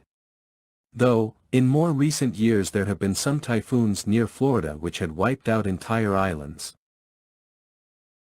I will revisit the subject of Neogiri in particular, because the prayer board instrument pertaining to this lesson guide is directly involved. First, allow for me to list the other great and terrible events in sequence to better understand the material which will unfold in this study booklet. After Neogiri died down into a tropical storm, it brushed off the shoulder of Tokyo and died in the sea like an elephant wandering off to the secret graveyard for typhoons. As if in pursuit of vengeance for my banishment of Neogiri, there was yet another powerful typhoon. I refer to Typhoon Halong. Halong's route is a mystery because the typhoon disappeared off the radar just below the mainland of Honshu just after I finished my magical operation to shield us from it. Halong later reappeared far north of Honshu in the sea, and was headed toward Russia's far eastern territory. Typhoons can sometimes die out, and then reform. However, this complete disappearance off the radar is incredibly unusual so close to land, and to reappear north of Honshu is even more prestigious. Having lived on Honshu during Halong, I can tell you exactly what the weather was like on the day that Halong was scheduled to hit our area. The sky was the most beautiful blue I had ever seen. During a time of the year, August of 2014, when Japan is normally hot and extremely humid, the weather outdoors was a regular walk-in. The park kind of day one would expect to see in a place like Fountain Valley in California. Nice and beautiful. Cool and crisp. Not a sign of destruction. One would think that there was no typhoon alert at all. What I did see was that high up in the sky was a beautiful swirl of thin clouds, which looked more like a still life image some art student had put together. It was a very slim veil of clouds, rather something like the cheesy backdrops they used to put in video games during the late 80s and early 90s. In essence, the image of a typhoon that did not move. This was all so very curious because it looked like something lost in space/time, and it was so incredibly small. I thought that this must be impossible, until later we saw the typhoon reappear on radar further north of our area, as if the typhoon had become intangible like a ghost storm, or perhaps teleported and warped right out of space/time. And this is what I mean when I say that magic can make the impossible become possible. Moreover, there actually wasn't any disaster caused by Halong in Honshu. At least not in the main portion of the island. As I've stated, the typhoon simply disappeared, and then reappeared. Headed toward Russia. A highly unlikely and unusual event, save that if it were an act of God. On a personal note, I remember becoming too confident about these apparent victories in spiritual work, something I will detail in the following pages of this booklet. And as nearly all things must have some kind of balance, there came again the next threat. This time the blow landed, and it was lethal. The day reported of this doom was recorded in history as August 20, 2014. The direct impact of this event was precisely where I was living, which meant that I would have to work during the disaster without time to prepare for it. And I did. From a personal perspective, I will tell this story rather briefly, and revisit certain points to demonstrate where things can go wrong, as well as where things can be remedied in spiritual work and magic. I stood in my loft, and from a balcony I witnessed black and red lightning strikes smote the mountainside repeatedly in the same area. This blew the myth I'd heard about lightning never striking the same place twice. And the gods must have required this point to really sink in, for the strikes were unmeasured, and I lost count. The mountains fell around me. Houses, or debris from what had once been houses, washed down into the streets. An ominous darkness of cloud closed in low and powerful. My staff I'd worked with for many years to create a link between the earth and the sky had flown from my hand, and a clap of thunder threw me to the floor. I was surprised to say the least, for that had never happened before. A certain sinisterness was riding in the storm, and my ordinary means were not enough to adjure it. What I was able to do was contact a higher level of consciousness in the universe, and will to it my vision of a ring holding a zone of refuge against the series of storms. This did work, but it required constant commitment to refuel the thought form holding it in place. But, to this end I had help from a higher spiritual presence. I will say no more, but that all magicians should eventually find other spirits to work with. Days later I witnessed young schoolgirls, probably junior high girls, marching up the mountain in knee-high boots. These girls were carrying shovels and other tools. Announced on local news, these girls were headed up the mountain to dig their people out of the ground, in hopes of finding survivors. As a rather perverse and devious twist of fate, these girls were themselves then trapped under the mud and debris. What had happened is that the ground these young ladies walked over and up the mountain simply collapsed under their boots. As a result, some of the volunteers died in the pursuit of rescuing other people. I remember people had come to Hiroshima who I did not ordinarily see before. Some from Brazil, others from Russia, and some Chinese people here and there. Well, the fact that there was a serious disaster afoot did not change the racial problems I encountered with some of the visiting foreigners. No, not my problem with them, but rather their problem with me. Being white. The reason I note this is to take into account that by performing magical operations and even very great feats which save countless lives, you as the magician will not receive merit or respect from other people.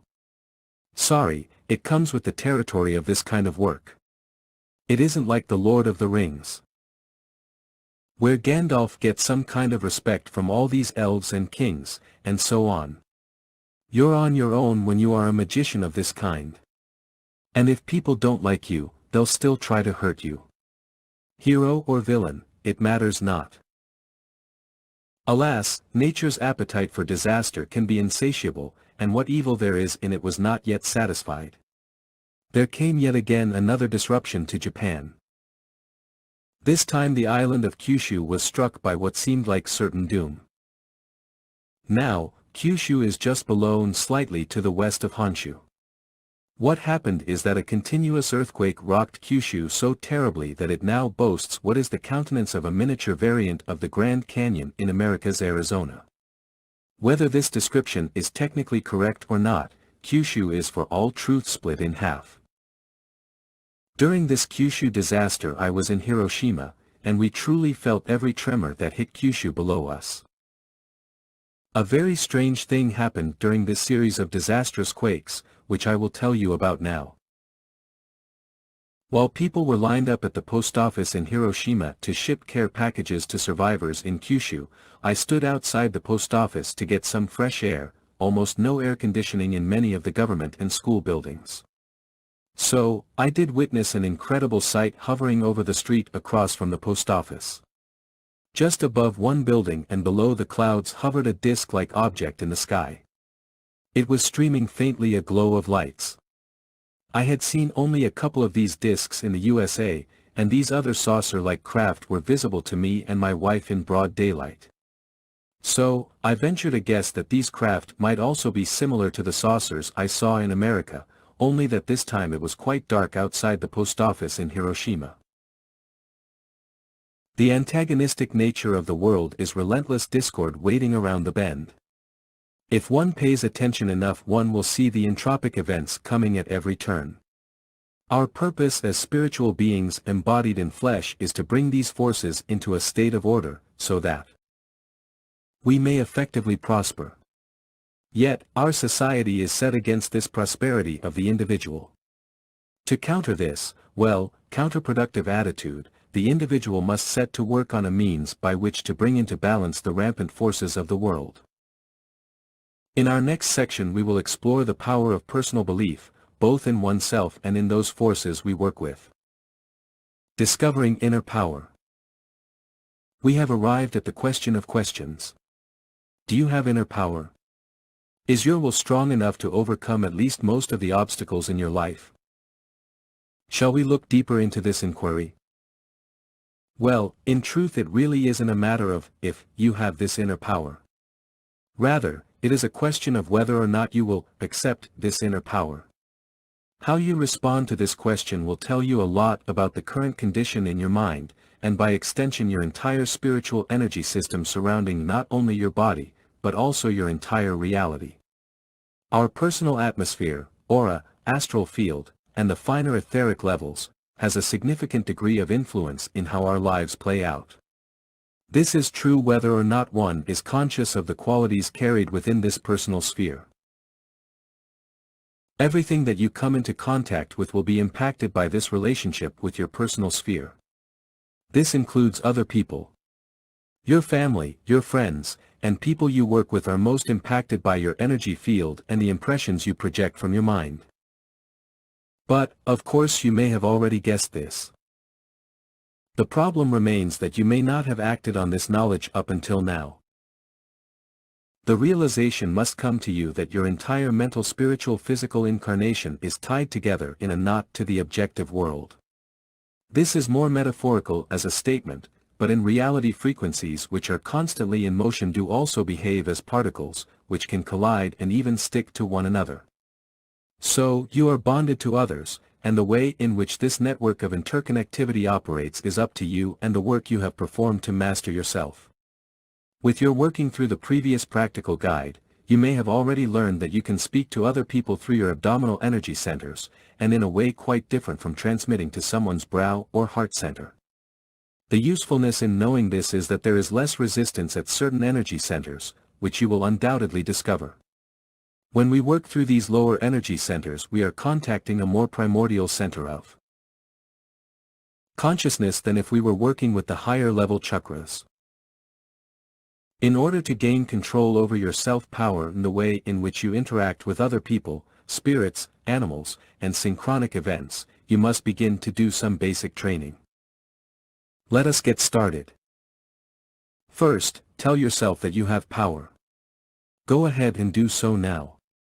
Did you feel anything different? Well, if you're a beginner in self-empowerment then you likely have some difficulty believing that you're powerful. But, this is something that you are going to change, and with a little help from this booklet. Actually, simply having this booklet will drive the change. My own power is pushed into this writing, and I know all too well that what I tell you is true. You will feel it also. And this will shape you. After all, that is my purpose, to free you from bondage, and make you a prince or king of your own life. Secondly, I think we should roll back and perhaps retrospect a little. What is power in and of itself? What is power truly? Simply put, power is the ability to get work done. Rudimental power is a drive to accomplish a task or a body of tasks which we will simply refer to as work in this booklet guide.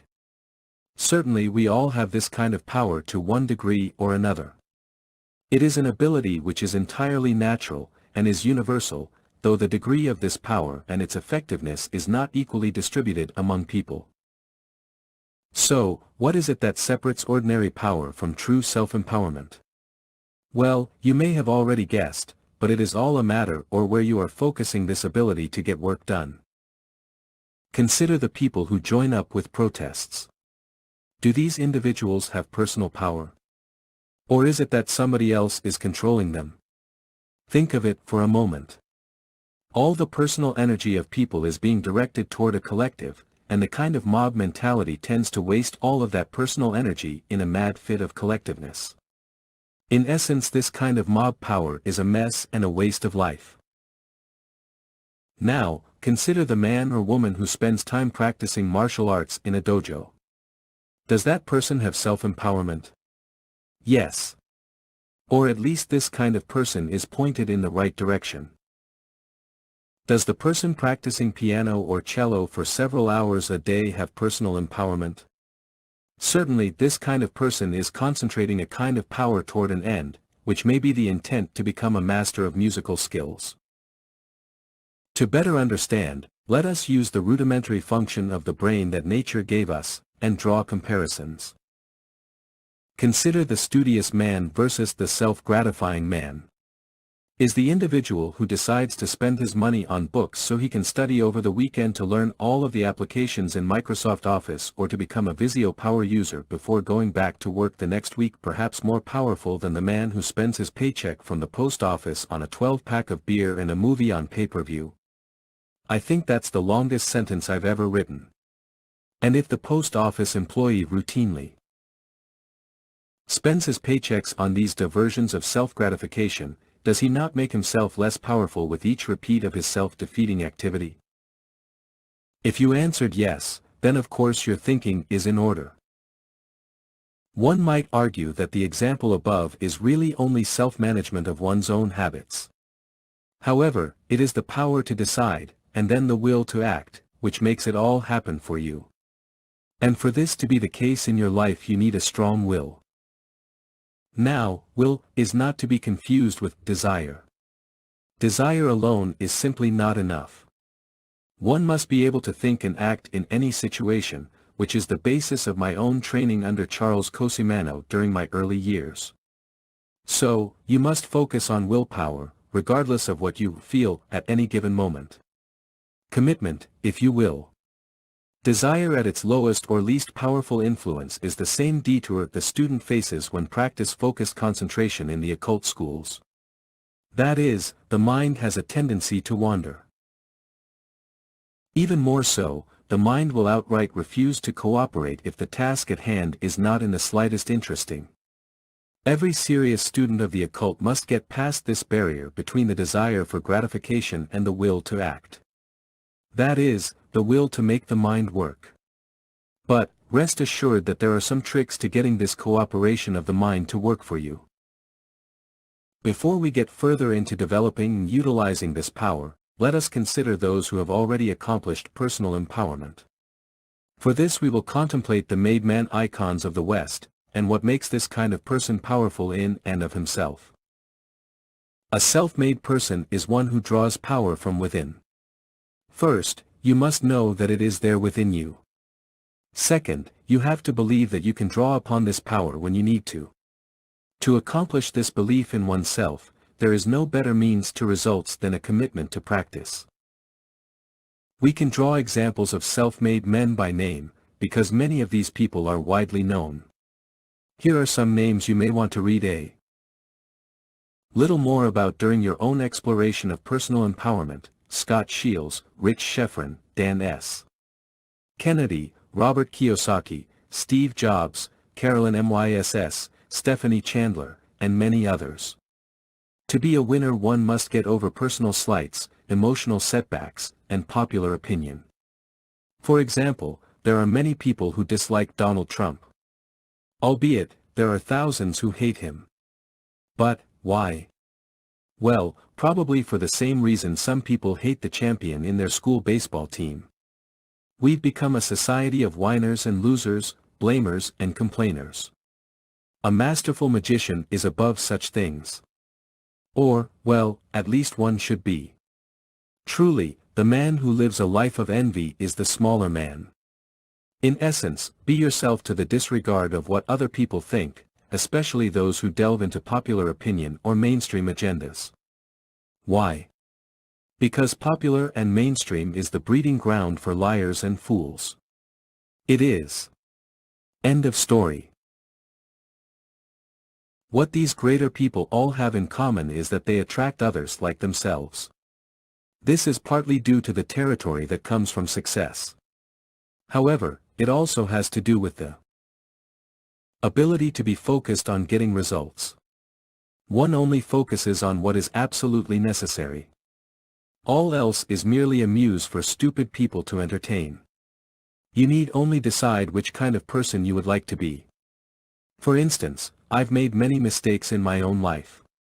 I accept that these mistakes were my own fault. Nobody else. Just mine.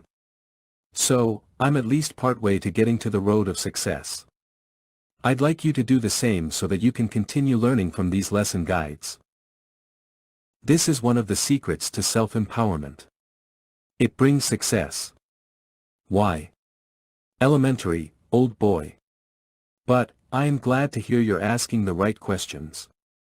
The answer is that these great ones of the earth have conditioned their mental spiritual properties to work in a direction that brings to them success, and it is often by association. The old saying of, "It's not what you know, but who you know," still runs the gamut. Why, again, this is all very true. And, undoubtedly you may have suspected as much. But for some bizarre reason many people do not utilize the knowledge available to them. Perhaps some people do not feel worthy. Others see in themselves multiple reasons to resist success. Whatever the reason is for not being empowered or successful, you must act now to tell yourself that you have every right to be powerful and successful. It is the right we all have, but for most of us it remains a privilege that somehow only other people seem to benefit from. This must change. And it changes by your will to pursue it. Know it well, and learn it right now, that all of this must change for you. Do you want success? You have to want it. Next, you need to be willing to act. So, we will begin by working with the power of will. Belief will come to you. You will know it. You will be able to use it. And when the time comes to build your first miraculous prayer board, you will have even more power at your beck and call than all of the names of self-made persons I've just given you. So, now let's dive into the training you've been looking forward to. Begin by repeating the statement, "I am powerful. I am power." This is your starting point. You want to condition your mind. So, repeat this programming for a time. You will notice that your mind will tell you things like, "This is too simple that it can't possibly work. When is it going to start working? You must be wasting your time." To this kind of negative feedback I say disregard your mind's noise. You're the programmer of your own mind from this point forward. Not the other way around. Put some trust in my experience, and if you don't feel that is enough, then remember the names of the people I listed who have made success their lifestyle. We're headed there now. Take the initial steps with me. Do this programming in your mind without any concern for what your mind might throw back at you. It is quite common for the chattering between your ears to attempt to pitch at you something to the contrary of what you would like to believe. However, with a commitment to telling your mind what you want, you will find that over time you have greater and greater power over your inner struggles with the powerlessness that your mind tries to dump on you. Allow for me to make this very clear. The initial step of programming your mind takes some time. And this time that it takes is part of the first test of will. It is a test that will wear on you, try to convince you to go back to the ye old habits of sitting on your ass and believing whatever the television tells you is true or whatever the RSS feed on your smartphone blurts out. Heed none of these things. They were built to enslave you. And you are not willing to be a slave to these devices of deceit and manipulation. You want personal empowerment. Keep your goal in mind and in your heart. Feel it burn with passion. Drive this work hard. For the next step we will add the power of visualization. The mind and the universe communicates via imagery more frequently than in words. We see this is true in the dream state. Now, forge in your mind a solid image of yourself. Or rather your new self. Think of it as an image you will throw back at your mind when it misbehaves. Consider the many images of human power and beauty captured by sculptures of the classical Greek gods. The reason for using the Greek gods is twofold. 1. The Greek pantheon is widely known. 2. The mythology of the Greeks is that of the solo warrior or the hero. In essence, the Greek gods embodied a culture of worshipping the might and main of the individual. That is very important to this training you will go through. You must seek to become a solid individual and an independent thinker, while still being open-minded to learning from other people. So, pay attention to what comes next in this lesson guide. Get yourself a picture of one of these classical Greek gods from the internet. Women may consider a goddess like Athena, one of my personal favorites, or perhaps the goddess Demeter who is associated with the constellation of Fomalhaut. Take a picture from a Greek fresco or even the statue of some oracle, and use this as a focus point for visualizing empowerment in yourself. Now, arrange to do the following exercise during a time in which you will not be disturbed. Bring your Greek god or goddess to your room. Set this image of godliness before you on a table. Fix your eyes upon the image, and allow your mind to absorb the image in its entirety. Next, I want you to pick out some of the details in the image which you find most striking or which seem to jump out at you. Focus on one of these details to the disregard of all else. Hold your mind on this for about a minute. Then, pick another detail and hold your mind on this detail for about 1 minute. It is a good idea to get yourself a kitchen timer and preset it. So, you are able to hold your attention on the details which stand out. One of the first things that you will notice is that your mind enjoys this simple task of picking out the details that strike you the most. Your mind absolutely loves to do this. Or most people's minds tend to do this. It is the basic nature of what makes human beings rather critical of other people. The lowest of the low has this same ability, and often it drives them in all that they do. As a matter of course, our goal is a little different. We just want to get our minds to focus on something. So, we begin with something our mind is more willing to do. Initially. Now, you are going to do something different. I want you to pick out a detail that is less obvious. Perhaps there is a minor dink in the statue that your eyes could not ordinarily pick out. Consider other sculptures for this exercise as well. Modern sculptures might etch their initials somewhere in the artwork. So far your mind is alright with the initial tasks.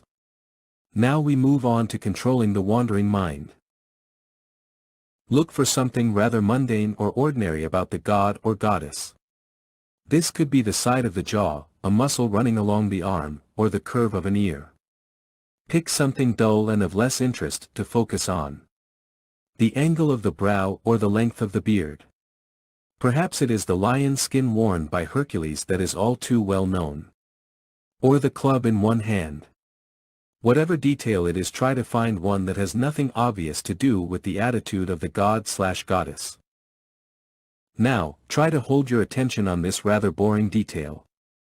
See how long you can maintain your concentration. If your mind wanders, then bring your attention back to the image. You may have a piece of paper and pencil next to you, but out of range of your vision. Use this to scratch a line each time that your mind wanders from the image. If you've set a timer for this exercise, so much the better. 5 minutes should be enough to start with. Gradually you will add another 5 minutes to each subsequent session, until you are able to do this exercise for 30 minutes bare minimum. When you are finished with your exercise, take the piece of paper with lines scratched on it, and write a date at the top. Count the number of lines you scratched down with your pencil, and write this total on the page somewhere. Circle the date and the number of times your mind wandered from the concentration exercise. Difficult? Well, yes. For most of us this is. Our minds get bored very easily. The mind loves to wander, and when you try to focus on something to the abstraction of all else, your mind gives you everything but what you want to concentrate on. You may be working very hard to focus on one thing, only to sooner discover that you are daydreaming about things that naturally come to the mind. Perhaps, while you are concentrating on your object, your mind will conjure up images of beautiful women. Sometimes your mind will bring up the face of your enemy or your boss from work. And like most of us, you are probably going to think of bills or taxes at least once in a while as you work through this kind of training. You will beat this habit. And here's how. Treat your mind as you would a commentator on television. Seriously. Most of the time we only hear the keywords issuing from the mouth of the speaker on television, and for some of us we don't really tune into what is being said when there are all those pictures or photographs or videos of events being played in the background. I've caught myself zoning out on the backdrop while watching television during my youth. I quit the habit of television some years ago. But really, have you ever had the misfortune to be at a family gather where everyone is getting a good conversation going, until one of your nitwit relatives suggests that everyone go into the living room to watch the evening news? For those of us left who still have a brain, we already know that the news isn't the news anymore. It's not even a show in the classical sense of the word. It's an outlet for opinion and mind control. So, you will treat your own mind in the same manner that you would the television commentator. Mute the volume, or even better, turn off the television. Well, you can't simply turn off the chatter between your ears. Your mind is a powerful animal, and it is going to try to make itself heard regardless of your best efforts to silence it. So, you won't even try to beat your mind at its own game. Your mind will always win if you try to force it to be quiet. Instead, you're going to reset your focus every single time your mind conjures up things for you to worry about. Ignoring the metaphorical chatter monkey between your ears, reset your focus on your god/goddess image. Look at the whole of the picture and lock your eyes onto it. Again, hold your focused concentration on the whole picture. Watch how your mind tries to narrow onto one detail, and then leap over to another. Reset your concentration to the whole image, or perhaps a part of the image which represents the center of the god. The forehead or the eyes is a good place to rest your gaze on the picture. Now, I may have forgotten to tell you, but you're allowed to blink during these exercises. You are even allowed to close your eyes from time to time, but keep your mental attention on the image, even when you need to close your eyes for a time. And it is a good idea to close your eyes now and then, say after a minute or two, to refresh your eyes, and to give your mind's eye a chance to work at this exercise as well. What you are aiming for is to flex a psychic muscle rather than the physical eyes. The brain will aid in this, as it is created to be a psychic transceiver. Your mind has no ability to protest the brute force of a hardened will. So, keep at this exercise.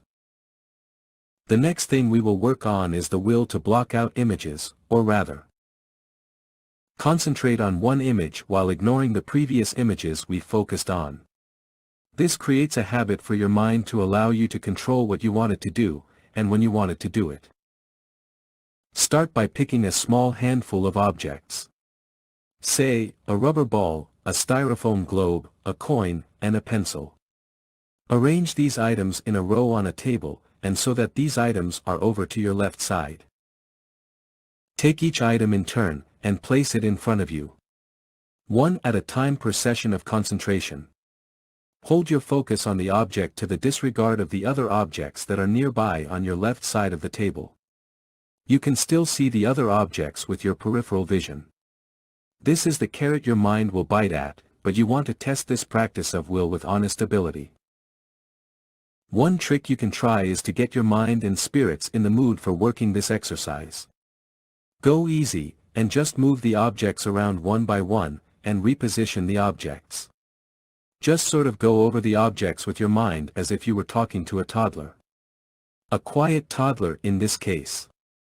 Your mind should at least have a moment to consider each object, and store it in the back of your head. A little playing with your mind will open the doors to other abilities, but these are side benefits which will be referred to in another lesson guide on kinetics.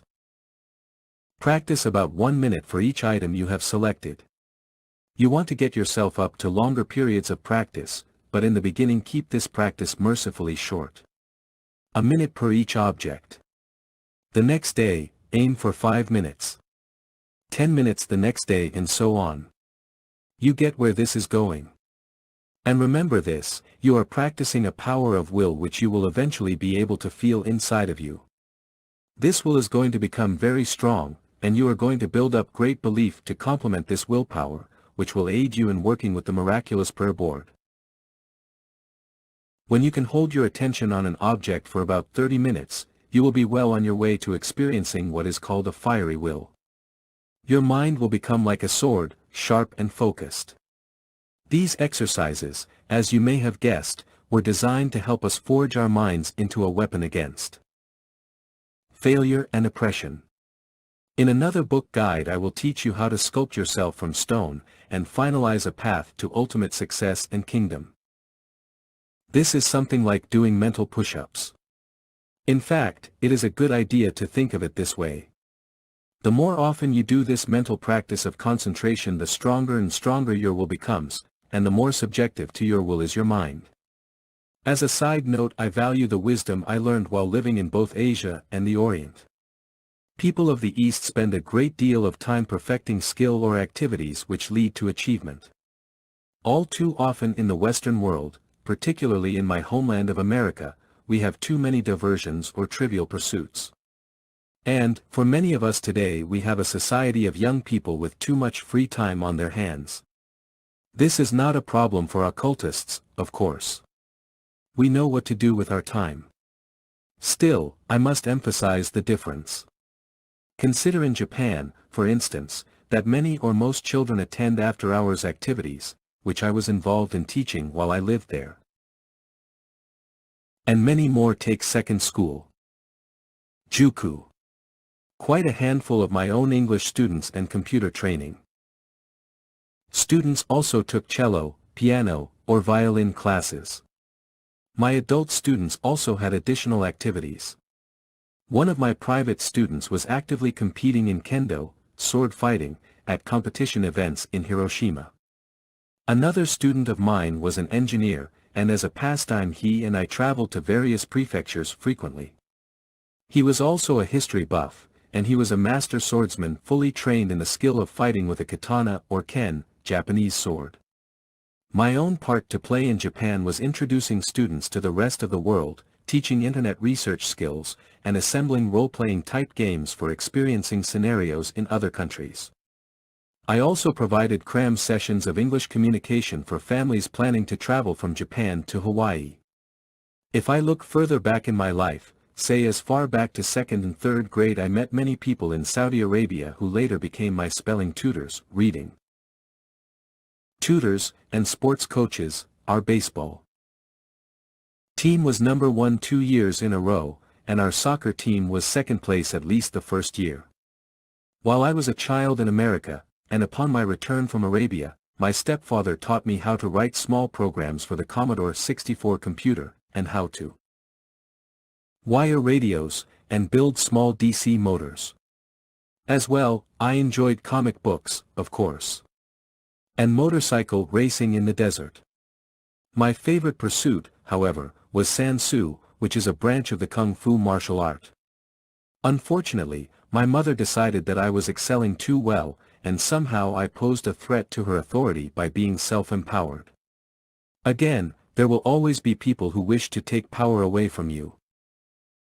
The important message here is to do with your time something that you will either benefit from or which will satisfy your soul.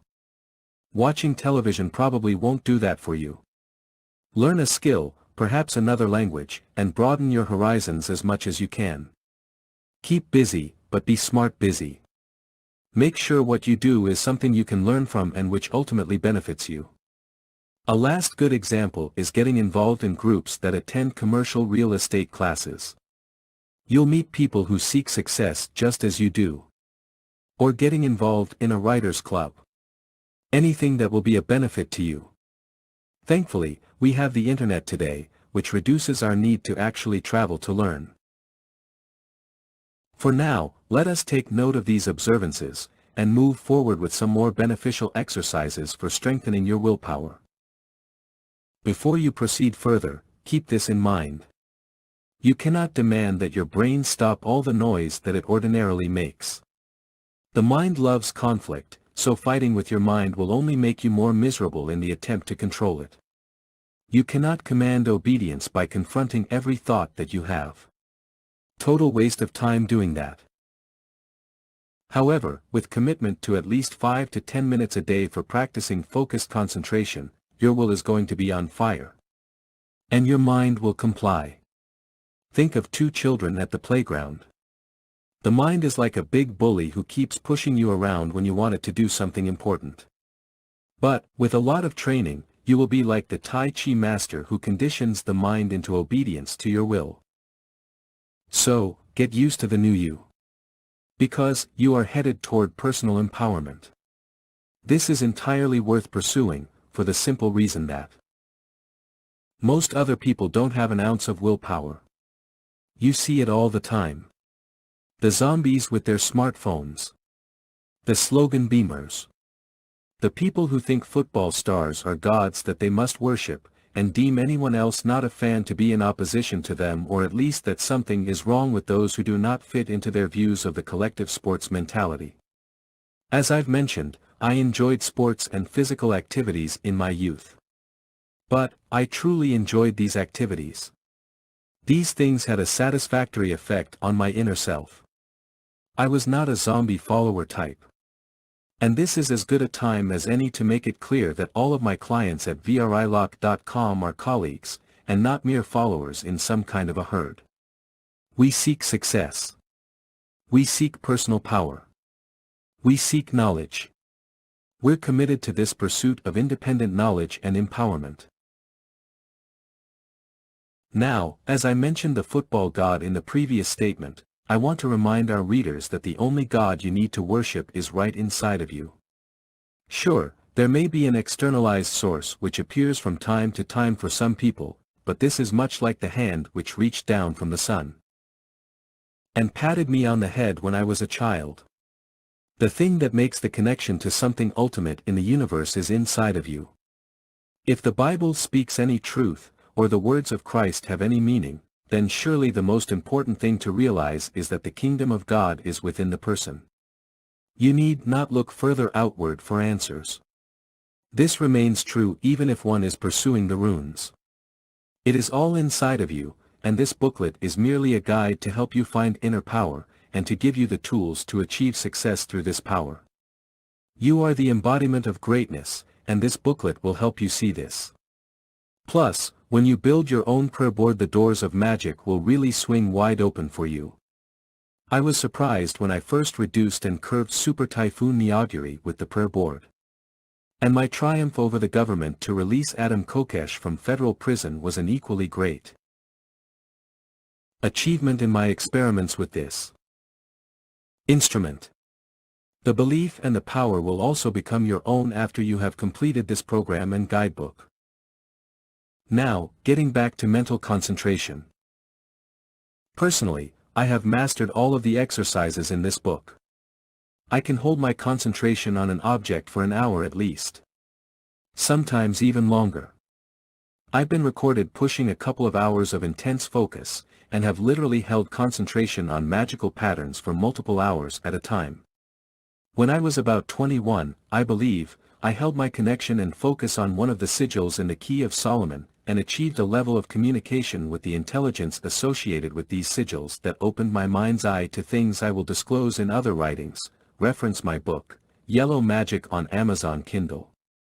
I don't expect you to do this now, and you don't have to make this a goal for yourself in order to be successful as a self-empowered individual. Rather, if you can manage to hold your attention on one thing for about 30 minutes, then you will be as powerful as you will ever need to be ordinarily. So, keep practicing your concentration every day. Rotate the aforementioned concentration practices. Focus with your best effort, and the talent will improve.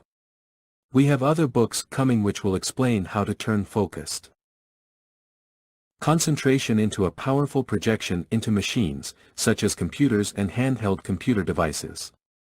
Telemechanics, the ability to read and influence machines, is one of the things you can accomplish with a hardened concentration ability. Now, let us move out of concentration and into energy centering. Gateway of the Winds. So far, so good, so what? Well, you're powerful for one thing. You are pursuing your destiny to become a self-empowered person, and possibly a great, very great, magician. The simple act of taking the time to read this booklet is also an act of your will. Your mind is thinking and processing the words herein. And this is a good thing. A very good thing. Taking it for granted is understandable, but there are many people today who cannot hold their attention on anything worthwhile for any serious length of time. And, this may as well be as good a time as any to disclose with you another secret. Time is your personal gym, ladies and gentlemen. And your mind is the bench press that you need to pump iron at. Consider your focus as being your center of gravity, where the resistance is felt the most in the beginning of your psychical training. Seriously, I think that it is safe to assume that many people take the ability to read or listen for granted. Even more so, it is difficult for many people to accomplish many of the mental advantages that you or I have. Just being able to read through an entire guide book like this one is becoming a rarity. Greater numbers of people today suffer from attention deficit disorder and other mind-inhibiting illnesses. Overcoming any of these obstacles is a great challenge. So, it's personal story time again.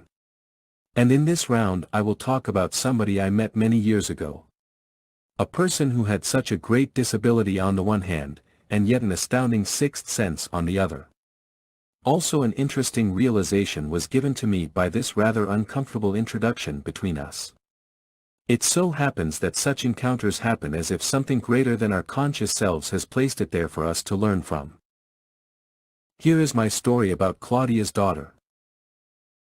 While I was on summer break from school in Saudi Arabia, our family's friend Claudia introduced me to one of her children. Her daughter's name I cannot remember, but I shall never forget her. I was told to wait by the open bedroom door while Claudia went over to her daughter. During this moment I saw that Claudia's daughter was blind, and I assumed that she must have heard me enter the room, and that was the reason her daughter was smiling in my direction. Turned out that she was also deaf. I witnessed Claudia trace with her finger some kind of meaning into her daughter's open palm. And I learned that this was their means of communication. When Claudia asked me to touch her daughter's hand I hesitated. I was only 7 years of age, and I had never met a person who was so handicapped before that day. What struck me as interesting is that I could feel Claudia's daughter probing, trying to sense who I was, and smiling all the while. For a few minutes I felt as if I were able to understand her daughter's emotions of joy at having an opportunity to meet a new person. It was for her an exciting moment, and for me a rather unnerving experience, but one which I am grateful to have had the opportunity. I come to realize there are people in the world who have far more right to complain than we do ourselves.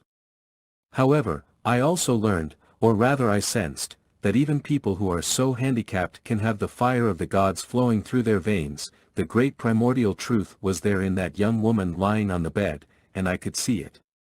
Aside from the primordial darkness of matter and hunger, I also detected the gift of consciousness from the gods.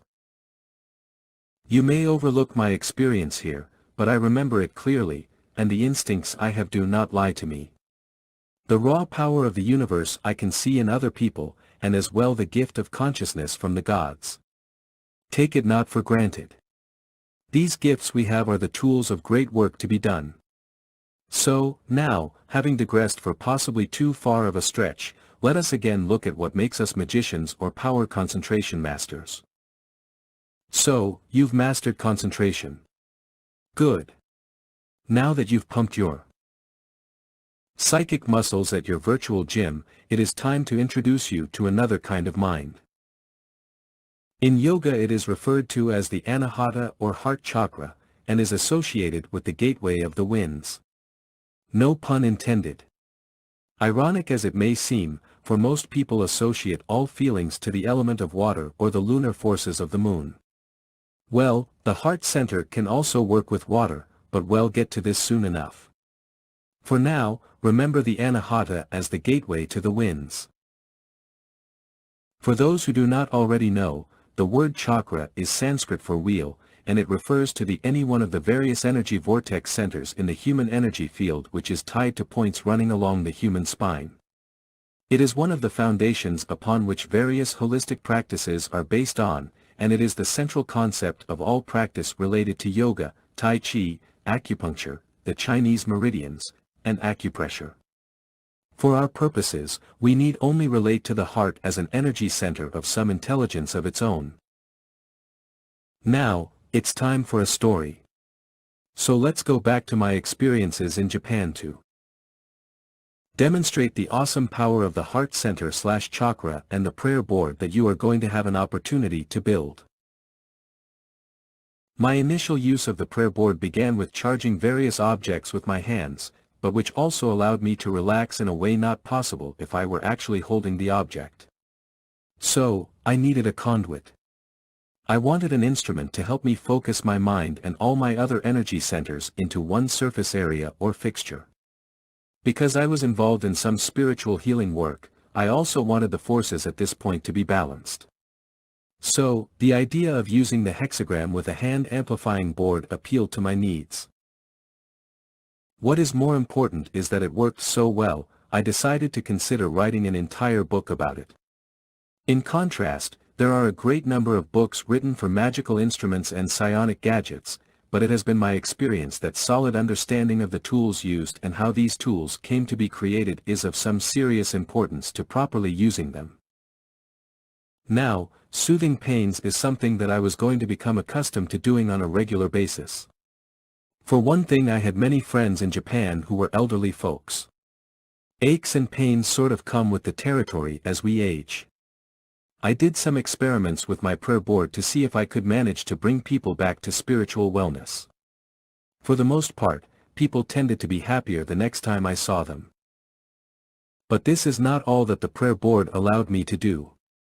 In fact, our lives depended on it a number of times, for which I'm going to outline here. So, after my successes in spiritual wellness and small business, along comes this colossal storm to ruin our day. It even had a name that I found difficult to pronounce. However, at the time, Super Typhoon Neoguri was no laughing matter.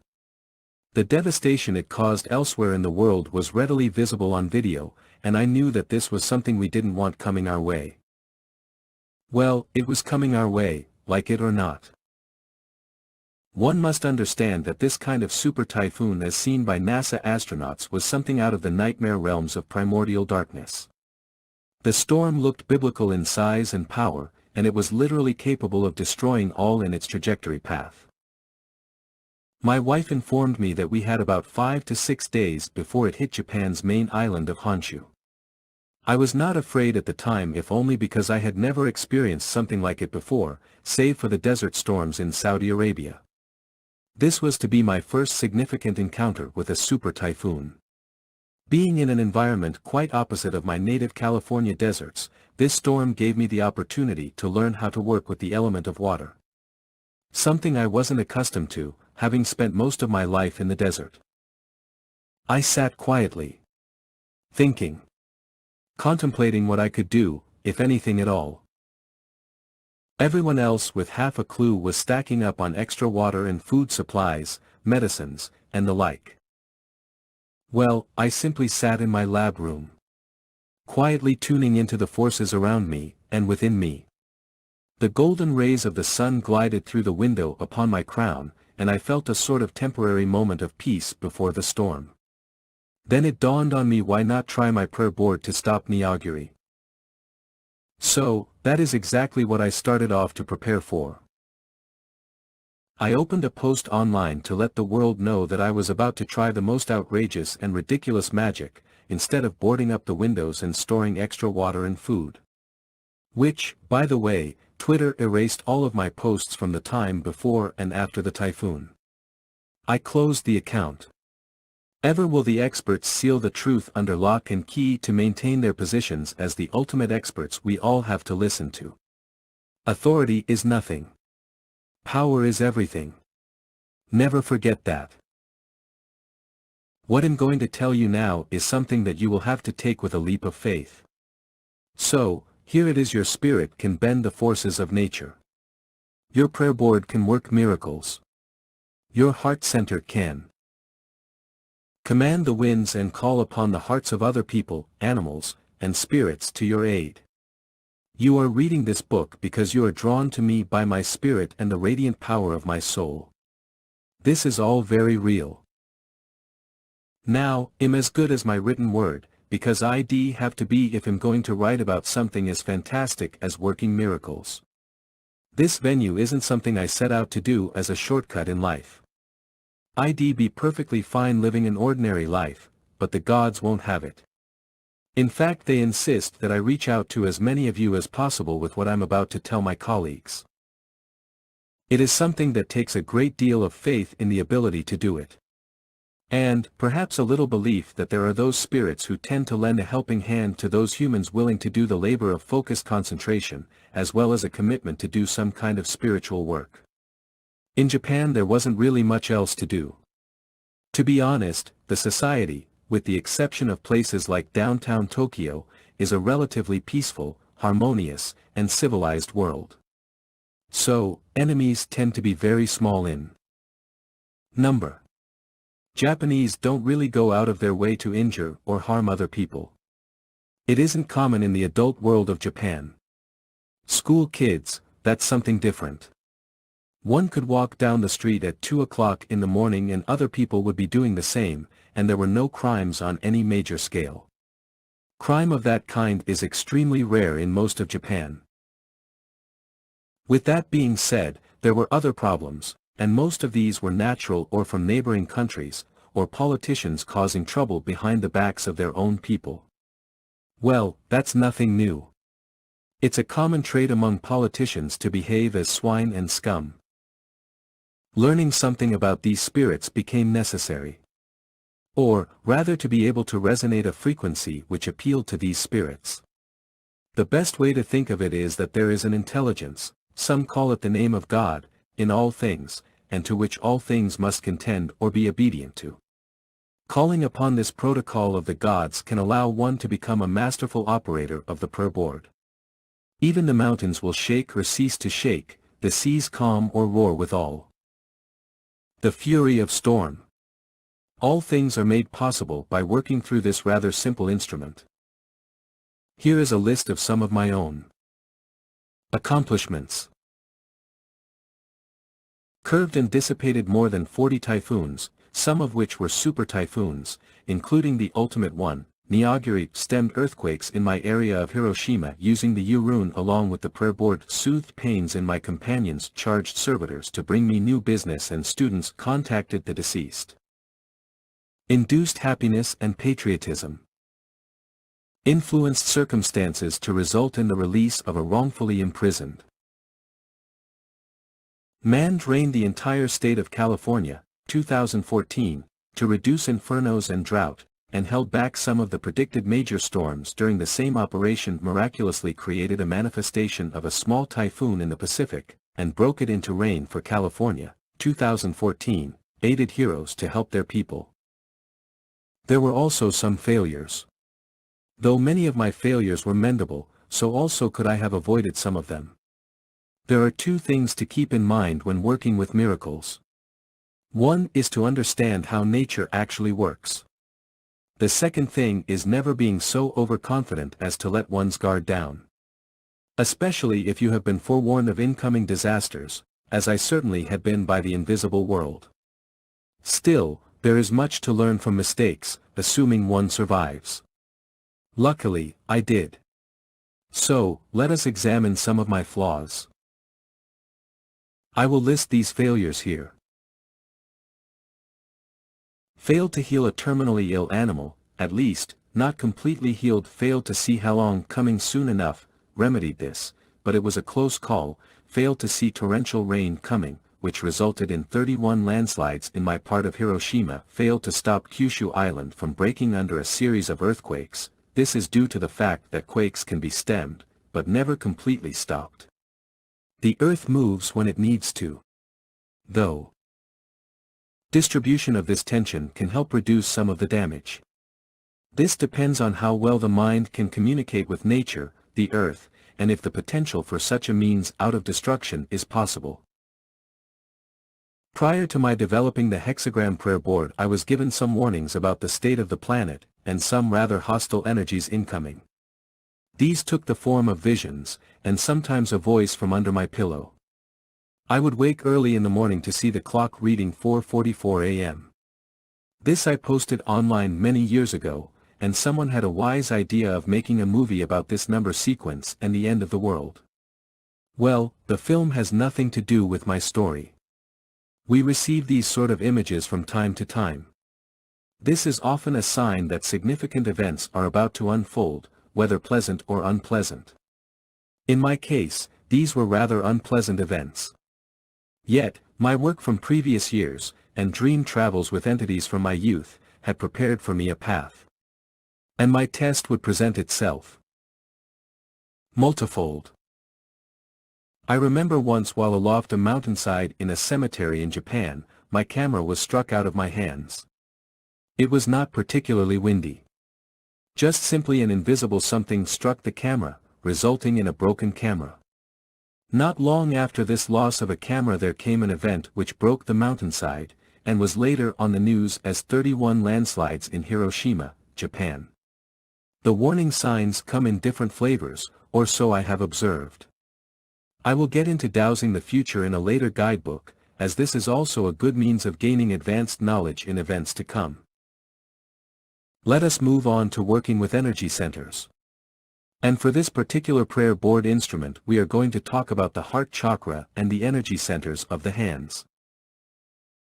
Keep in mind that every energy center in your subtle anatomy, energy body, is intelligent, and acts as a center of awareness for your conscience to perceive the world and events. By learning how to channel energy from / through these centers, as well as how to shift your state of consciousness through these centers, and by applying the instruments outlined by Vrillik, you will be able to work more effective magic both in yourself and the universe at large. Even though the heart chakra traditionally has no place in the working of psionics, it is a very powerful transmitter of empathic influence, and particularly potent when passed from the hands of the magician into the balanced geometric area of the hexagram prayer board work surface. Working energy. So, how does one work with this instrument? Now comes the real turning point in this guide booklet.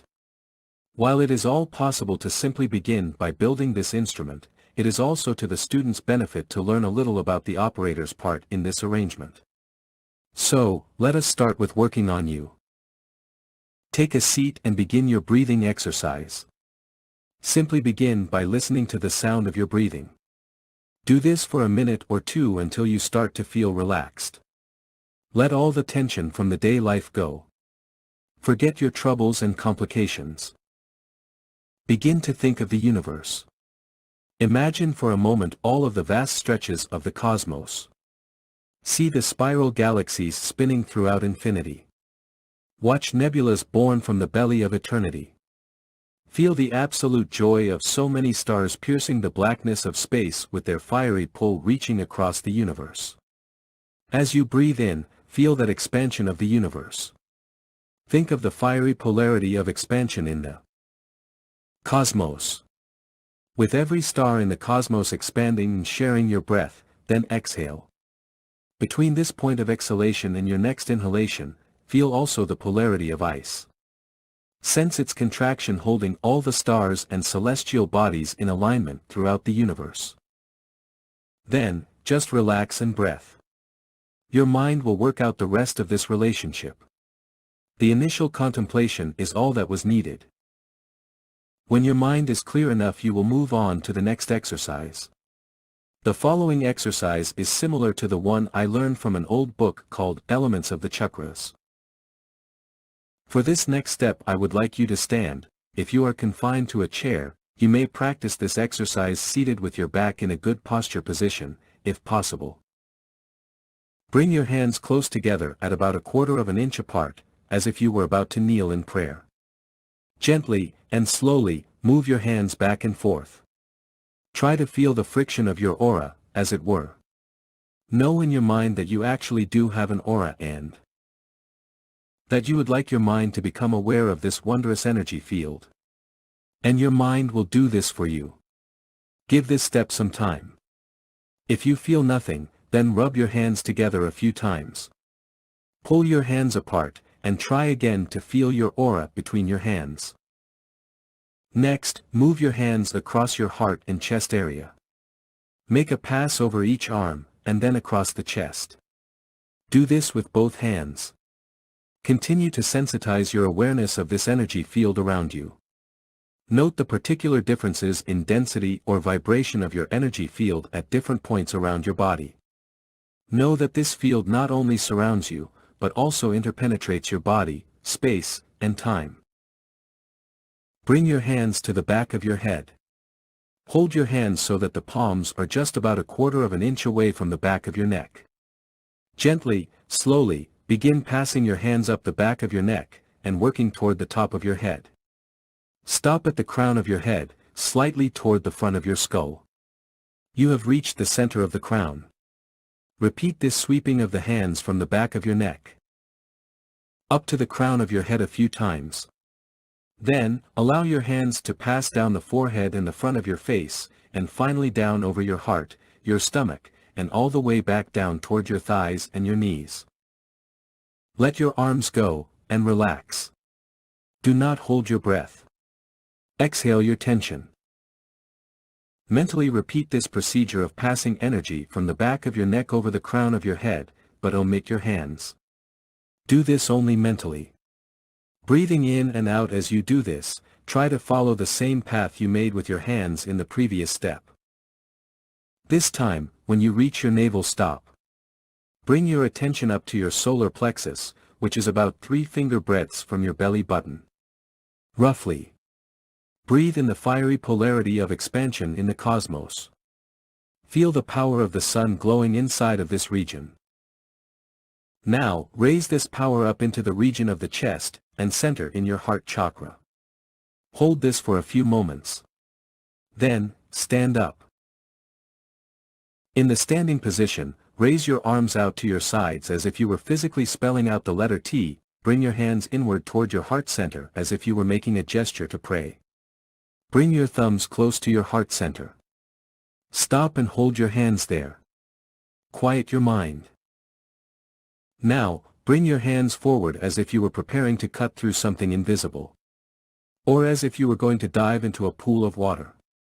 As you do this, begin spreading your hands apart. As you spread your hands apart, start to bend your palms away, as if you were trying to point the back of your hands outward.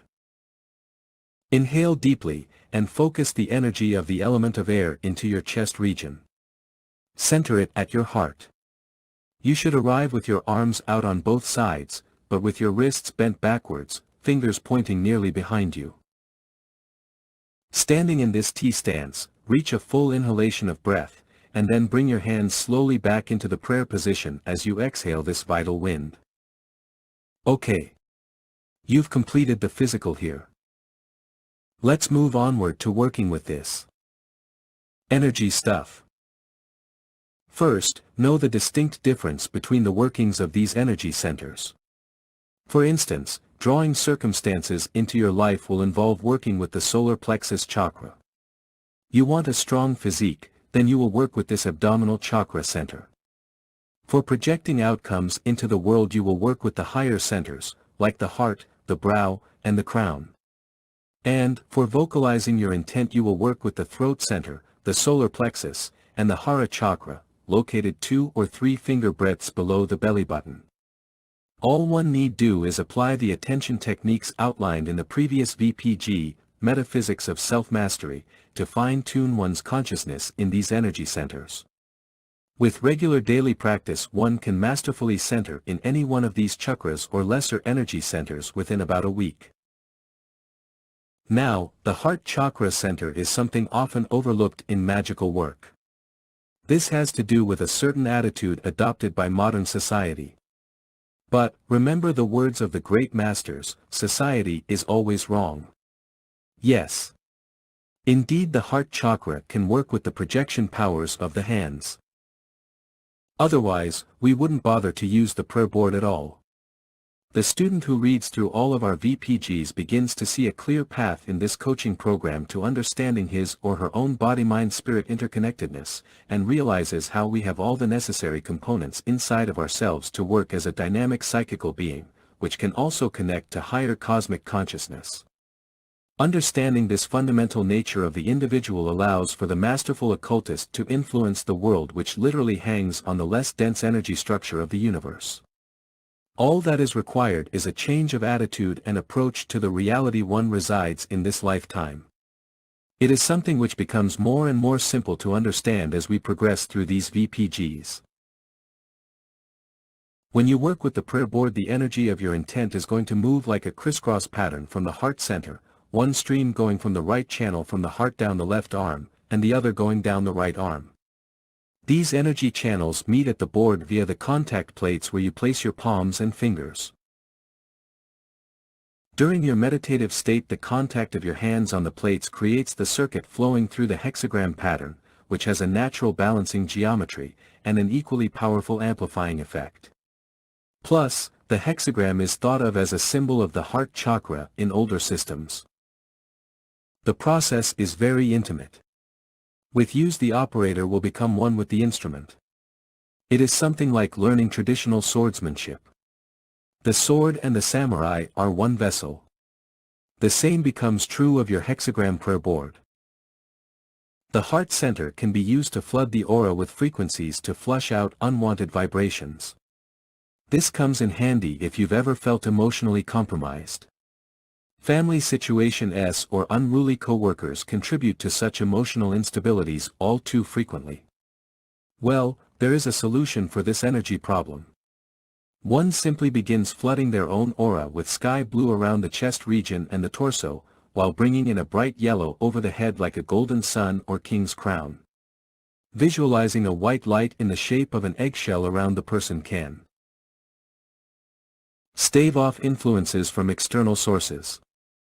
For more aggressive methods, however, one would visualize a brilliant red light populated with thorns, which drive away hostile people.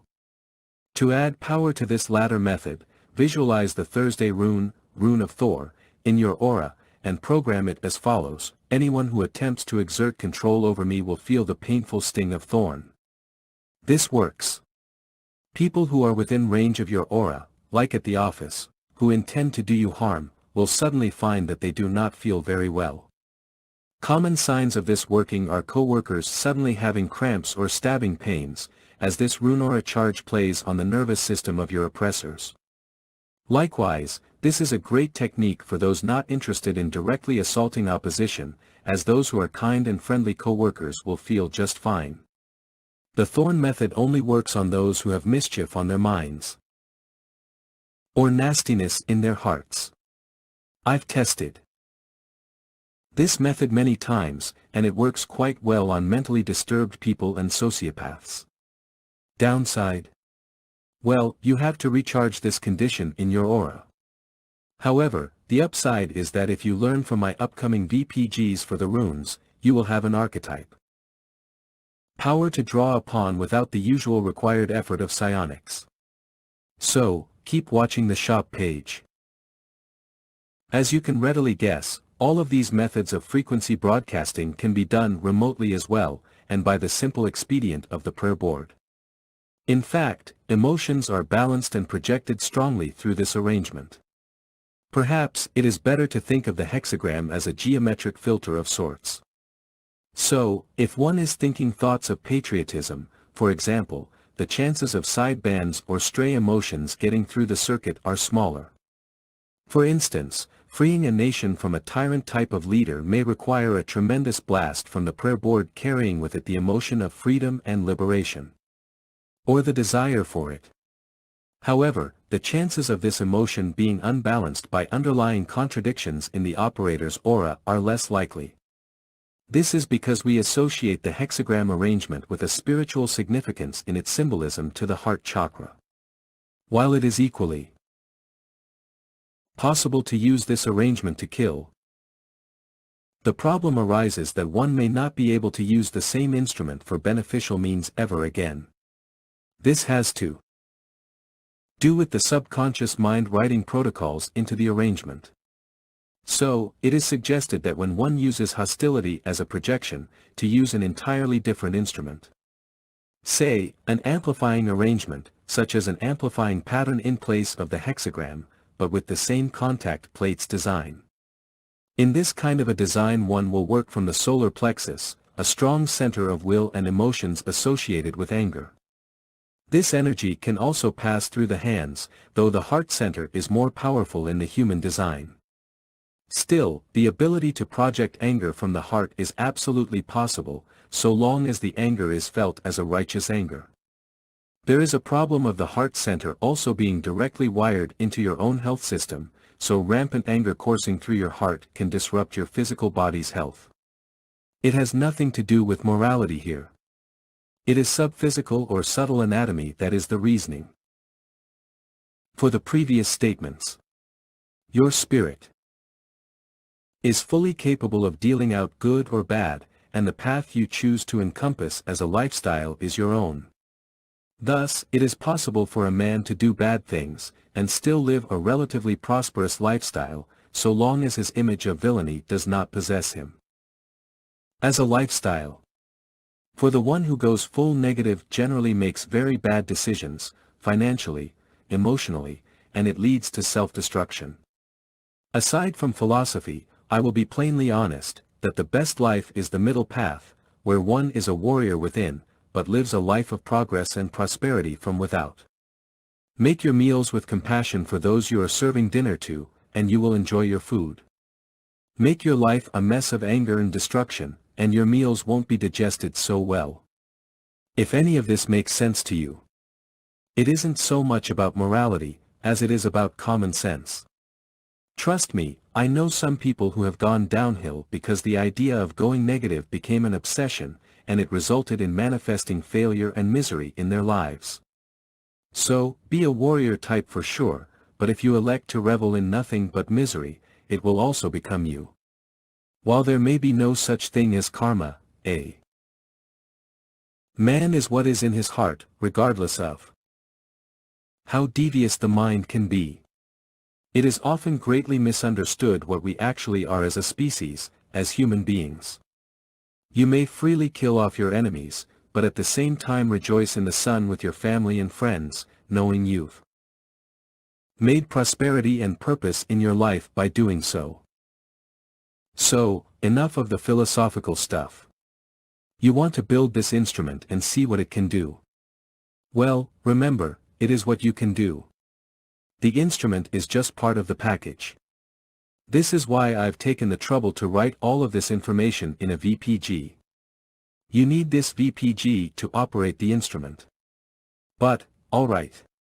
Let us move on to the next section of this guide so that you can build it already. Prayer board assembly. Acquire a poster board or foam board to build the surface of your instrument. Print out the hexagram pattern and set this aside. You may find that printing the hexagram in the color of magenta gets you better results. But, you may elect to use black or red alternatively, and just as well. My work with Super Typhoon Neoguri was done with a red hard foam board, and a magenta hexagram printed on white paper. Magenta is the color the ancient Celts associated with fast-acting magic. Well, I tested it to work quite well in my own operations. There is no evidence, however.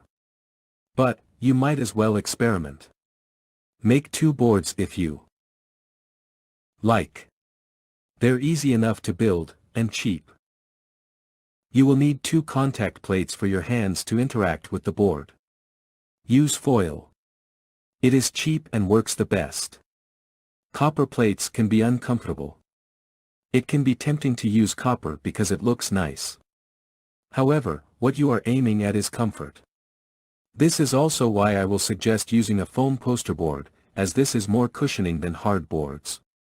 Keep in mind that your comfort is ultimately important to operating this kind of an instrument.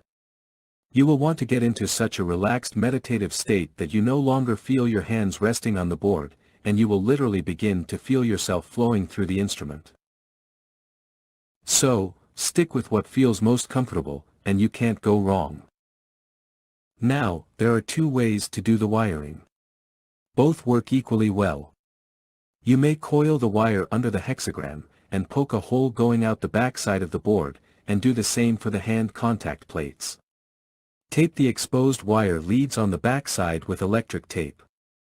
Completely conceal the wires so you don't scratch up the table your board is going to rest upon. You can also sit with this board rested on your lap, if your material is solid enough to resist bending. The problem becomes obvious when you do your breathing, and the paper flies off the pattern as you exhale. Decide on how you will ordinarily sit while using the board. If you sit straight most of the time, then you will be exhaling outward and away from the board. If not, then I recommend sticking with a workable table position with the board a little out away from you. The second way to wire this instrument is to run a strip of foil under the palm plates and the hexagram pattern. That is, lay a long strip across the board horizontally. Perhaps an inch by a foot in length. This kind of wiring picks up on the heat produced from your hands, as foil tends to do this ordinarily. Any significant emotions you broadcast from your energy field will be picked up by this heat transfer to the foil. It is similar to walking into a room after there has been an intense argument, and the lingering heat in the room makes it a bit uncomfortable long afterward. The same is true of good feelings. A strong charge of comforting feelings can also be transferred the same way. The universe does not decide on this. Only the operator of this instrument can influence the materials. Either means of wiring will work. I've used both methods equally well, though I prefer the foil wiring for comfortable working with the hands. Also, a coil of wire may conflict somewhat with the hexagram pattern. Foil is less obstructive to the geometric design. Print out a second hexagram pattern. Cut out the hexagon shape at the center of the hexagram, and use this as a template to cut a hexagram out of a sheet of foil. Equally beneficial is that you will find that you need to add glue occasionally to the design with a coil, as the paper pushes away from the wires over months of use. Foil, no problems there. Double-sided tape works better than glue. Glue the foil hexagon onto the center of the board over the hexagram, or use double-sided tape in place of the glue. Discard the printout template or save it for building your next board. Let the arrangement sit to allow for a full dry of the glue. Either adhesive will work, whether you use glue or double-sided tape, and these differences in material have no influence on the magical properties of the prayer board. To experiment with your new prayer board, place a picture of yourself on the center of the board. Place the board on a table or on your lap, and place your hands on the contact plates. Take a deep breath and relax. Feel the beating of your heart pass down through your arms and into the board. Know that as you do so, your body's energy field is balancing through the center of the board. Feel the power of its purifying effect throughout your energy field. Follow this current across your chest, over your crown, down the back of your neck and down your shoulders. Bring this energy across your brow. And hold the image of the hexagram there in your mind's eye. Know that all of your energy field is being put into a condition of absolute balance while in this state. Hold this state of mind, and relax as you become more aware of your energy field. Now, it is time to put this instrument to work more specific operations, such as bringing you a new mate or helping you bring in more business. But, before we do that, first read my own story on the banishment of Super Typhoon Neogiri. As I mentioned earlier in this guide, I am going to revisit this particular event because it demonstrates the absolute power of a prayer board and a well-trained operator. You have to read this. Banishing Typhoons. Having left a failed economy in 2008, I settled in the countryside of Japan, renting an old farmhouse. Half my day was spent under the sun or rain restoring old rice fields which had become places where people dumped their refuse and garbage. In the evenings I wrote articles for various information hubs on the internet, and a few clients who were in bigger business than myself. I learned some kanji characters, and I studied the runes in my spare time. These runes turned out to be very useful for making seeds grow where there had been little hope of any prospect of growing food. We ate like kings with food we had grown, often harvesting enough to fill a couple of average bathtubs to the rim with harvests. I eventually took an offering to teach English in town, so this gave me a chance to travel by bus, and to go shopping. It seemed that as long as I could manage to get my finances in order that life might actually turn out to be good. What I did not know right away was that the same spirits which showed me my future in Japan would also return to alert me to the perilous tests that awaited me. But, I had at least the one thing required to combat such forces. I had hope. Still, the ancient and evil gods of Primordius love this recipe of hope more than anything else, for one cannot truly fall without first having climbed the ladder of hope and dreams. I meditated on the earth, taking in energy from valleys and streams, mountain shrines and cemeteries, and the high radio transmitters on mountaintops. Power coursed through my veins, and I could pull this power out from within to make things move, alter events, or project my mind into shadowy bodies to travel around town. It seemed for a time that I was growing invincible. But, this is a trick of the ego. For magic is only magic, and the man is always only the man. And this man's heart and spirit was soon to be tested, seemingly relentlessly. Jumping ahead. Facing Neogiri. 5 days away, and my mind's eye beheld the eye of colossal super typhoon Neogiri. Born out of the darkness of primordial nightmare, Neogiri threatened the mainland of Japan, Honshu, with devastation beyond what the world has seen in a 1,000 years. I saw this remotely. I felt this remotely while seated in my loft 3 stories up, and in the comfort of my triangular building. I know. It sounds like a whopper of a story to add on to a resume for magicians, but it is all very true. I would not bother to expose myself to public ridicule if I thought this was unworthy to share with the world. It truly is an amazing accomplishment in my life. And it is something that will never earn me merit, nor any kind of award, nor will I receive a whopping paycheck from the government of Japan. Knowing Neogiri's approximate route to Honshu helped in locking in on the target.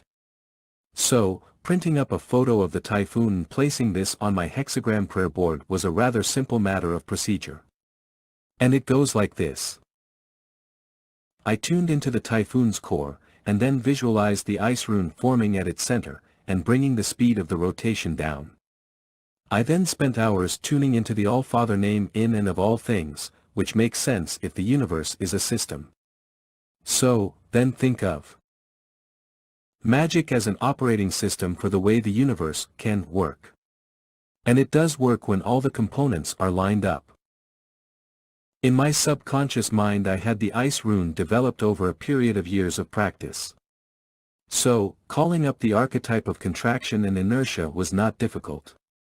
The next step in contacting the natural forces within the typhoon was not difficult either. I literally received an image of the core of Neogiri, and it was rather a frightening experience. The image was accompanied by other sensations which are difficult to describe, because in our physical bodies we lack the physical components to support these sensing faculties which open to us on a psychic level. But, onward. The next step was to curve the typhoon. Again, one simply tunes into the forces at work in the storm, and then think of turning it. Over a period of 5 days Vrillik reduced the force and power of Neogiri, so that when it turned away from Honshu it grazed Tokyo as a tropical storm, and not a super typhoon. Albeit. Journalist Michael Snyder claims it struck Tokyo and went far inland. However, this is not true. I've double-checked with Japan meteorological sources. Plus, I was living on the island of Honshu at the time of the storm's approach and passing. After Neogiri followed Typhoon Halong. There was less time to deter this typhoon. I had a day's warning, and I went to work on it as fast as I could. For this typhoon I used something called kinetic magic. This is where one sits and reaches out for the forces that are in motion, makes contact, and redirects the forces by a practiced will. I created a sort of bridge construct, and the typhoon disappeared off the radar. We had a beautiful walk outside, sunny day, and the typhoon later appeared north of Honshu, as if the typhoon had teleported or phased out of space/time, only to reappear headed toward Russia. There were some failures, but I managed to smooth out the devastation throughout. Later, I went on to bend, dissipate, and completely banish 40+ typhoons, with some of these typhoons coming in pairs or 3 at a time. It was near the end of my stay in Japan, when my wife came to me to inform me of what was going wrong back home in America. And elsewhere. We'd succeeded in bringing the spirit of freedom to places like Iceland with our magical operations. Yet, my mind's eye had avoided looking back on America for many years. When I realized the terrible plight my home country was in, I decided to ask the universe for help.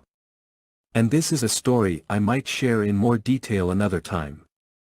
But, suffice it is to say here, that my dowsing skills, psionic helmet, and prayer board came in real handy for helping to find a solution to the America crisis in politics. A name came to me, but it was not his name at first. I had to find that name from the sources leading to it. I received the name, China, and commercial, and Gates, knowing full well what these names implied. So, I messaged this man to see if he'd ever considered running for president. I put on my helmet and thought to the world, only one of great wealth can change the establishment. And I allowed for the cosmic mind to decide what should be done. About a year later my wife came to me to tell me that the same man was actually running for president of the USA. My mouth dropped. I'm not easily surprised by events, but this was a real eye-opener of an experience for me. Many times had I communed with the cosmic mind, and at times the stars would move to signify that a relationship of events was understood. Before he was elected, I saw a red orb pass into Orion, stop, and then slowly trace the constellation, hopping from star to star. Then, this pattern increased in speed, until there were no more stars, but only a zigzag pattern of red light, like a laser beam. Then it stopped, and the orb flew away over the mountain ridge. I thought for a moment that I had lost my senses, but sure enough events played out as I was made aware of in advance. I left behind my small life of humble hermetic comfort in a tiny building in Japan to see my country reborn. And it is with some feelings of reluctance that I did so. For, I was lost among the misty mountains where I spent my time among long-abandoned shrines, and graveyards which were seldom visited. I enjoyed my solitude and the wonder. But, duty is duty. I felt it strongly.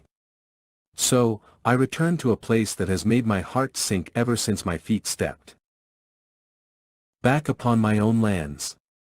This is because my own country is not my own country. It was stolen, and the people made perverse by powers best not mentioned. The work must go on. Our miraculous prayer board is one of our great instruments for mending things, and for bringing about the hope that was siphoned from our souls. I hope you will pick up this torch, and carry it into battle, and bring us again to a free land. So, now how do you get to use this prayer board? Simple. You use this prayer board to project your heart's desire to anything you want to manifest or cause to be banished. I'll give you another example. The television show host Adam Kokesh was arrested and imprisoned for loading a shotgun outside of the White House. So, I decided to do an experiment. I took the seventh pentacle of the sun, and placed this pentacle on the hexagram plate. I asked the holy God of the universe to charge this pentacle, and to make Adam set free from his bondage. Now, you must know that this fellow was going to be sentenced for quite some time. The man was in real trouble.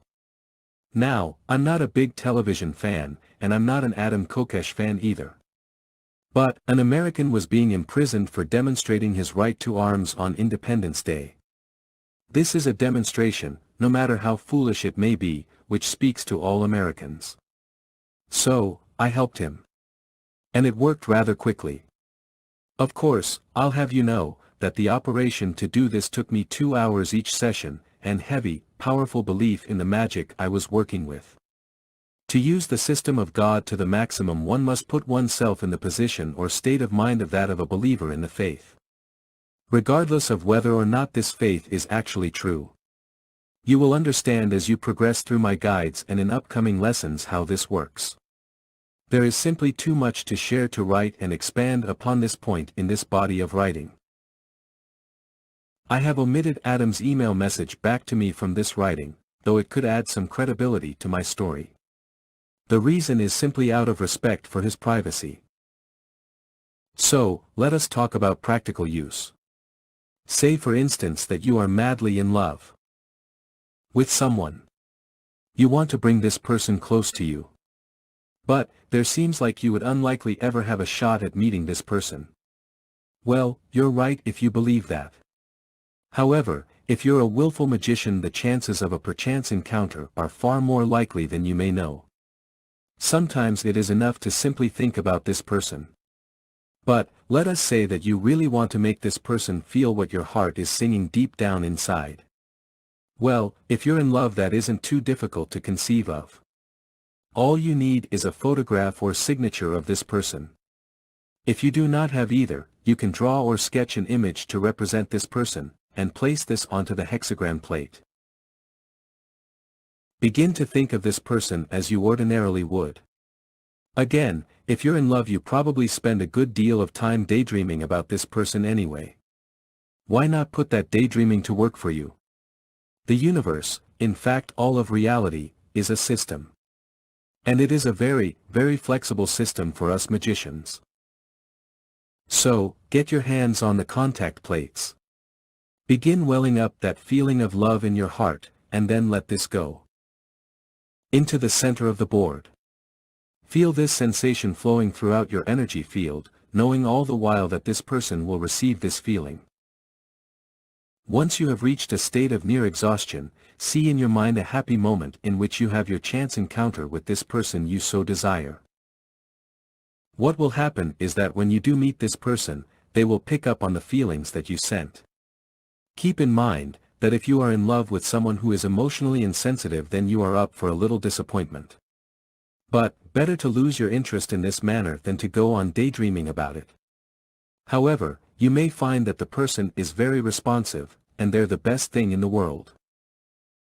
This method can also be used to help you meet someone who falls within a certain category.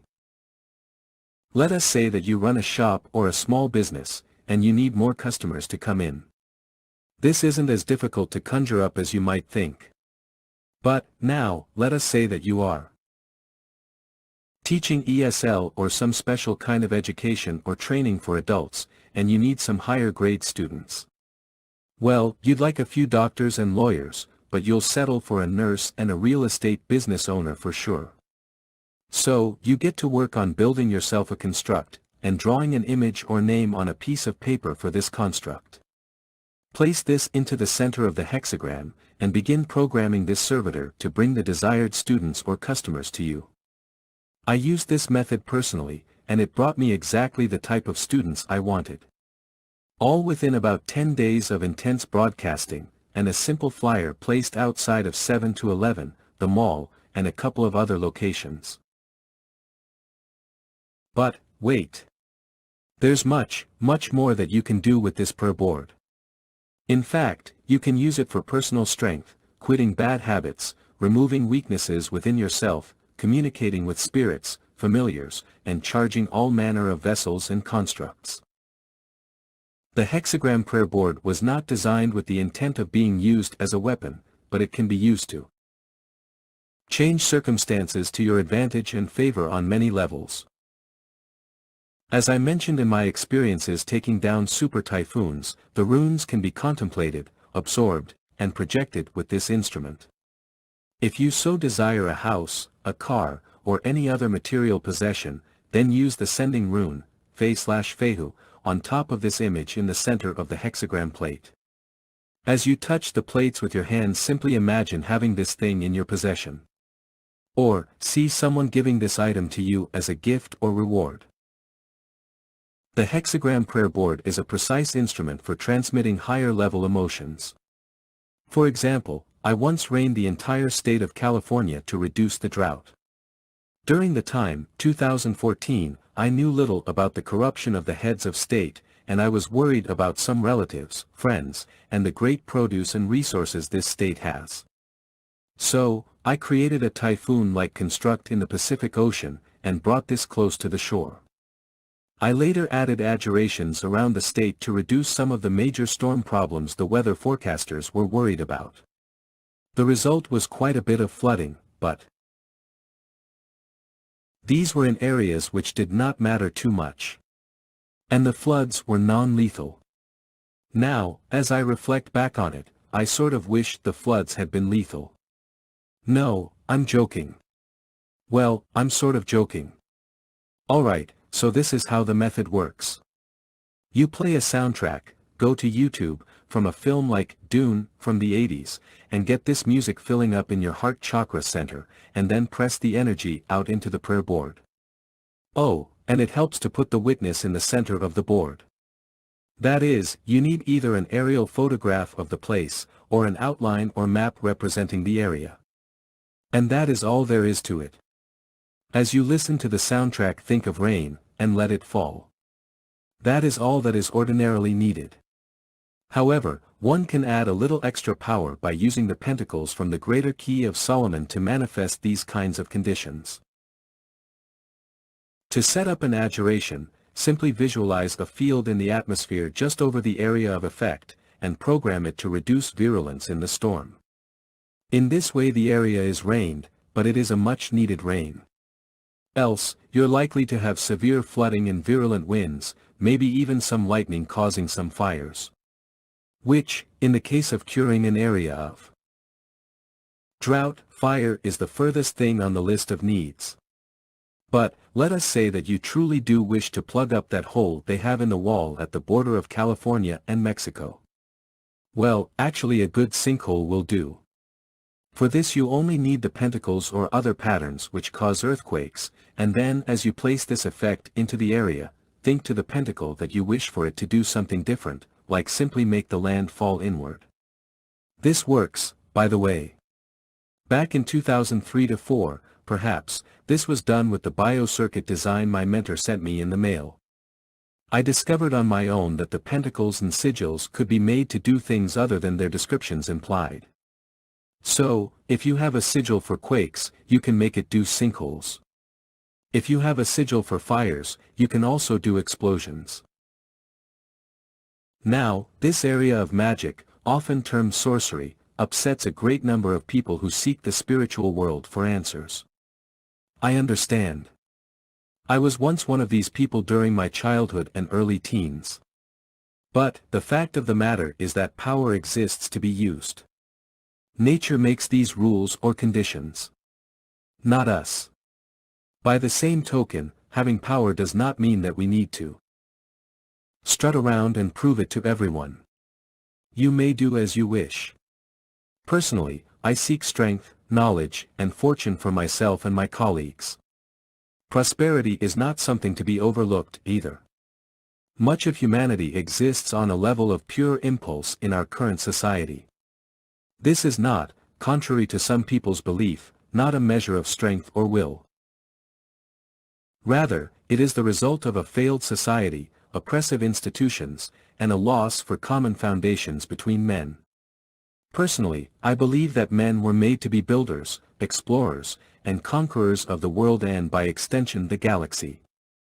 But, we'll never get this far without some degree of inner discipline and constructive cooperation. Just a fact. If we look at many of the communist societies, these countries lost their creative and inventive people when the rise of Mao types conquered their lands. Long ago China was an inventive and advanced country. Now look at it. Same for Cambodia, Vietnam. You get the picture. And it's rather ugly what happens. You see, the powerful man is a creative and strong person who seeks the inner genius. We all have a genius, tucked away inside of us. It is only a matter that some of us are born with this genius more clearly in mind. Well, these guidebooks are intended to help you find this genius, and reconnect you to something fantastic and wondrous. The universe is truly a system, and magic is our operating system of choice, for it is immune to the power of the monopolists unless we're all converted to a system that forbids magic in all of its forms. You'd be losing yet another great aspect of being human if this happened. Magic is a gift, and knowledge is the thesaurus that one needs alongside with this gift. When you use your prayer board, try including verbal transmissions in some of your experiments. There are those of us with the gift of vocalization, a branch of magical abilities. I believe we can all develop this talent. What you'll do is vocalize your intent in a single word or a couple of words at the most. For instance, if you live in a place that gets torrential rain during the summer, like the southern states of America, or in parts of Asia like China and Japan, then simply issue the word "calm" or "pass quickly." Water can be a great carrier of magical power. Uttering love and gratitude can have pleasant effects on bodies of water. For instance, I staved off a series of typhoons by changing the frequencies in the bodies of water surrounding Japan, and by working with the kinetic forces weaving around the island of Honshu. In one or two of my aerial photos the results show a heart-shaped cloud barrier. And in one of these a typhoon is slam dissolved, while another is repelled by the frequency. To understand this concept of frequencies, think of resonating frequencies as a sort of bridge made of vibrations that are alike. Well, to repel a typhoon you need frequencies which are not alike. Think on it. Transference is also possible. Here we delve into the area of space/time disruption. Taking a condition from one place in the world and intruding this condition onto another area of the world is possible. All that is needed are the two conditions to work with. Place a photo of the you wish the condition to manifest in the center of the prayer board. Bring up a beautiful image of sunny Fountain Valley, California, for example, and gaze at the image of beautiful skies while keeping your hands on the contact plates of the prayer board. It may help, and it has, for me to include a crystal on top of the witness you are transmitting to on the prayer board. Now, as there are many methods still yet to be explored with this instrument, I must emphasize to my colleagues that one should never be stuck in any single system of magic. In my own experiences turning super typhoons, curing the mantle under an island, and stemming quakes, freeing men from bondage, and so on, well, I've had experience in multiple systems of magic, and lots of training, from which I could draw upon to work with my instrument. Think of this as learning different kinds of music, and attempting to play your instrument for a variety of genre types. In essence, it is rather like a musical instrument, especially while you're listening to a soundtrack and broadcasting this to a target area. So, in negative work one might listen to tracks from speed metal bands, while in positive work one might try more soothing music. The point of knowing how to do all the good, the bad, and the ugly is to be well equipped as a psychic warrior. You don't have to be a lunatic, and by the same token you don't have to be a goody-goody do-gooder. Most do-gooders are pretty bad in my experience, and tend to be really contradicting hypocrites. No. You must be your own person. That is, you must be strong and true to yourself. To your true self, hopefully you've read my first VP guide which details the true self. I know many do-gooders who live rather lavish lives while telling other people that they shouldn't be materialists. Or there are those who think of doing good for others so often that they fail to do good for themselves or their own families. By the same token, I know men who are so incredibly selfish that they themselves live rather squalor lives, because they never put their talents to the use of making their own life prosperous. They're too busy making life interesting for others to focus on themselves. One must find the balance one needs in life to be happy. If you're not happy, then the odds are that it is mostly your own fault. As I've outlined in my books, and in my posts, success is not a ledger book. Are you happily married? Do you at least have a pet that you love? Or are you the proud owner of a business that is operating semi-successfully? Whatever your happiness stems from is yours to command. But, find it you must. And with the hexagram prayer board this is made much easier for you to accomplish. With the prayer board you are accomplishing remote psychometry in a sensor psychometric infusion. That is, you are reaching out to something, someone, or someplace and infusing your will into it through the conduit of your palms and the power of your heart chakra. Because the work surface of the prayer board is a hexagram, you can work relatively safely with drawing the powers of various God forms into your body in shorter periods of time. No need to let a rate run for days or weeks to bring in that extra energy. Place the photograph or symbol of the God on your prayer board and draw in the energy passionately into your energy field in the same way that you did the energy field balancing technique. Feel the energy move across your chest, down your neck, over your crown and down your forehead and shoulders. Bring this energy to a higher level of awareness by continuing to acknowledge the sensation around your aura. The result should produce a sort of heat or sense of radiance over your chest. Hello Iceland. Burn those bureaucrats. And keep making those beautiful women. In order to give this empathic amplification, one need only put on a pair of headphones and listen to an inspirational piece of music. Personally, I find that movie soundtracks work the best for most operations. For instance, to make rain in a given area I would listen to the soundtrack from the 1980s film, Dune. To chase rain away I might listen to the soundtrack from the animated movie, Starchaser, The Legend of Orin, Sky Chase Scene. To bring harmony and / or steady flow of opportunities one might listen to the sound of the harpsichord, or perhaps something from the Baroque era. To stimulate patriotism in a nation I would listen to uplifting music of some kind. This isn't idle wishy-washy stuff. The emotional power flowing through your energy field can be transmitted more effectively through your hands than it can via your psionic amplifying helmet. For those who are new to psionics, the psionic helmet is an amplifying device worn on the head which can be plugged into various other psionic machines. As well, the hexagram central plate helps to harmonize the forces of magic you will work with. Again, to influence the release of someone from bondage I would listen to music that is kingly. Perhaps of the Renaissance period, or the sound of the French horn, or the soundtrack from the film, The Illusionist. To charge psionic robots, read the book. I sometimes listen to the soundtrack from the film, Logan's Run. Or, I might listen to the sound of a computer fan or mainframe computer room. These sounds can be listened to on YouTube, if you don't mind some commercials they put on the platform these days. To use this instrument to do enchantments you will benefit from the combination of the Radionic box, helmet, and the prayer board. So, set up a rate on your Radionic box for a sigil like Paimon, and plug your helmet into the output of the machine. Allow the energy of Paimon's sigil to fill your aura, flooding your crown with its power.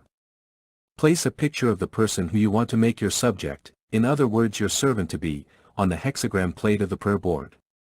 Touch your hands to the contact plates of the prayer board. Meditate on the subject, thinking that this person will be made subject to your will, and will do your bidding in whatever way you need the person to. Just as a note, the helmet can be attached to the prayer board by adding a screw or jack to the design of the instrument. My original hexagram board had a screw which I clipped to a headband or a light projector for added output power. Adding an external laptop fan under the prayer board can add a sense of kinetic power, which will often aid in exacerbating the forces of magic. From any pattern on the center. Hexagram plate. Charts and adjurations. How long was the next devastating typhoon to make its way toward Honshu following after the prehistoric/primordial power of Super Typhoon Neogiri?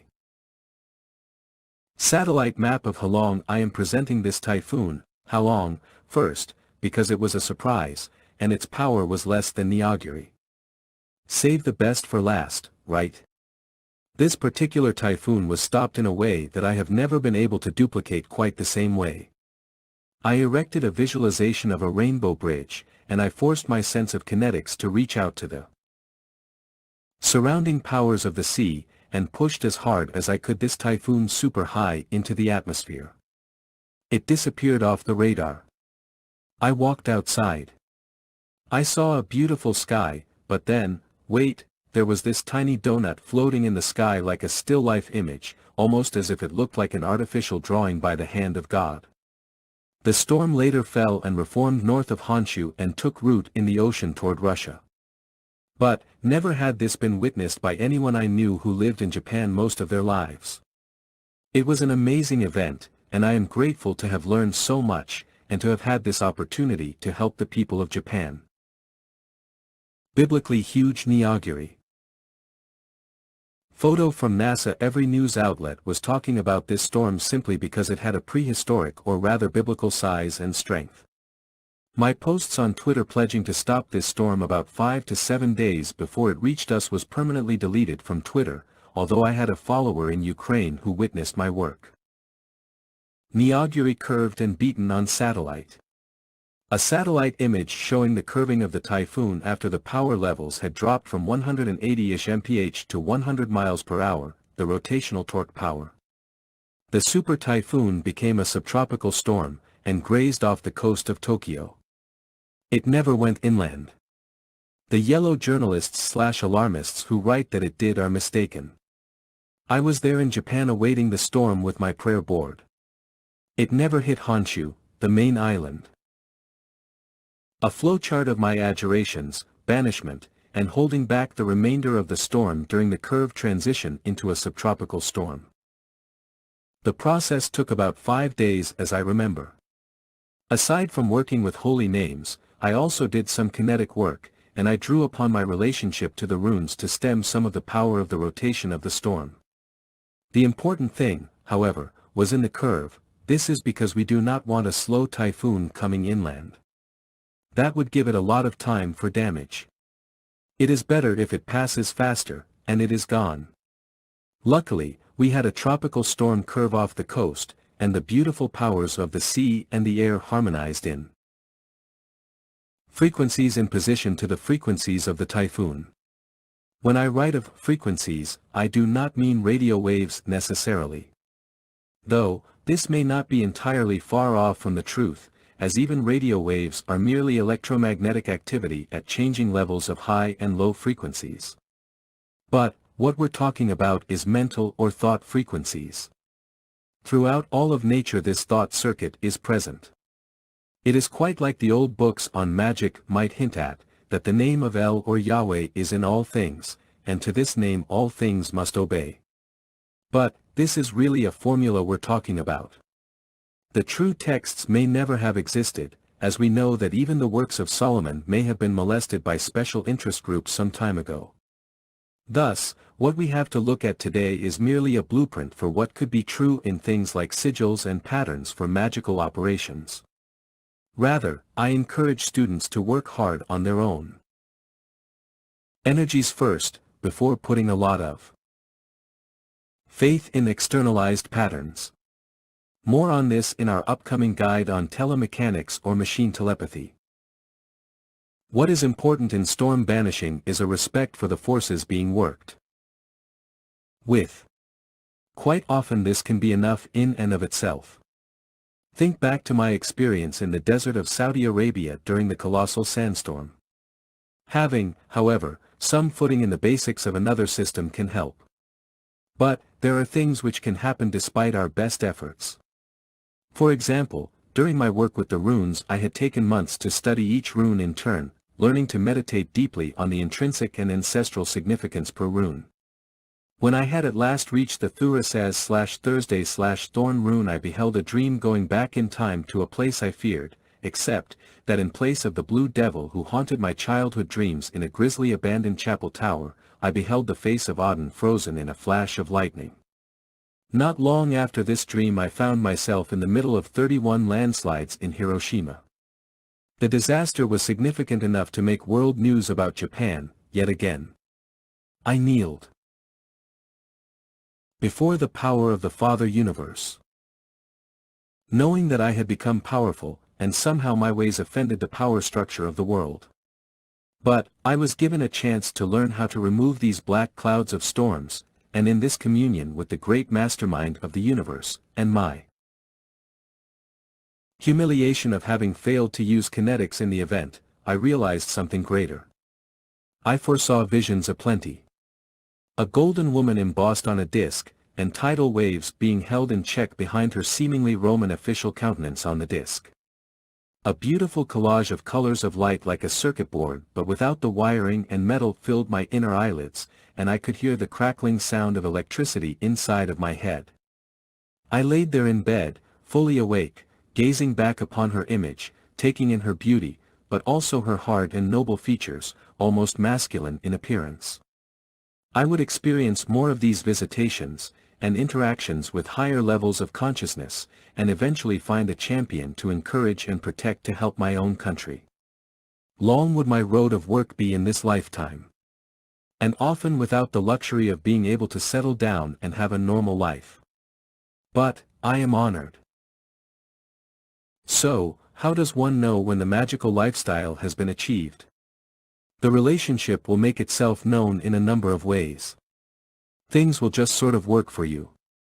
Maybe when you sign one of the runes something will happen seemingly by automation. Or, you may receive flashes of white light or images filling the space behind your eyelids or even expanding inside of your cranium, filling your entire head with cosmic imagery. These things have happened for me, and I know that because we're all human beings that anyone with commitment to this magical lifestyle can achieve the same relationship. I will detail some of these experiences about the relationship I have with the universe in my upcoming guides to the runes and Vril. Now, let us conclude this guide, and let you get to work on the stuff in the appendix. Don't forget to read your free bonus comic strip at the back of this book.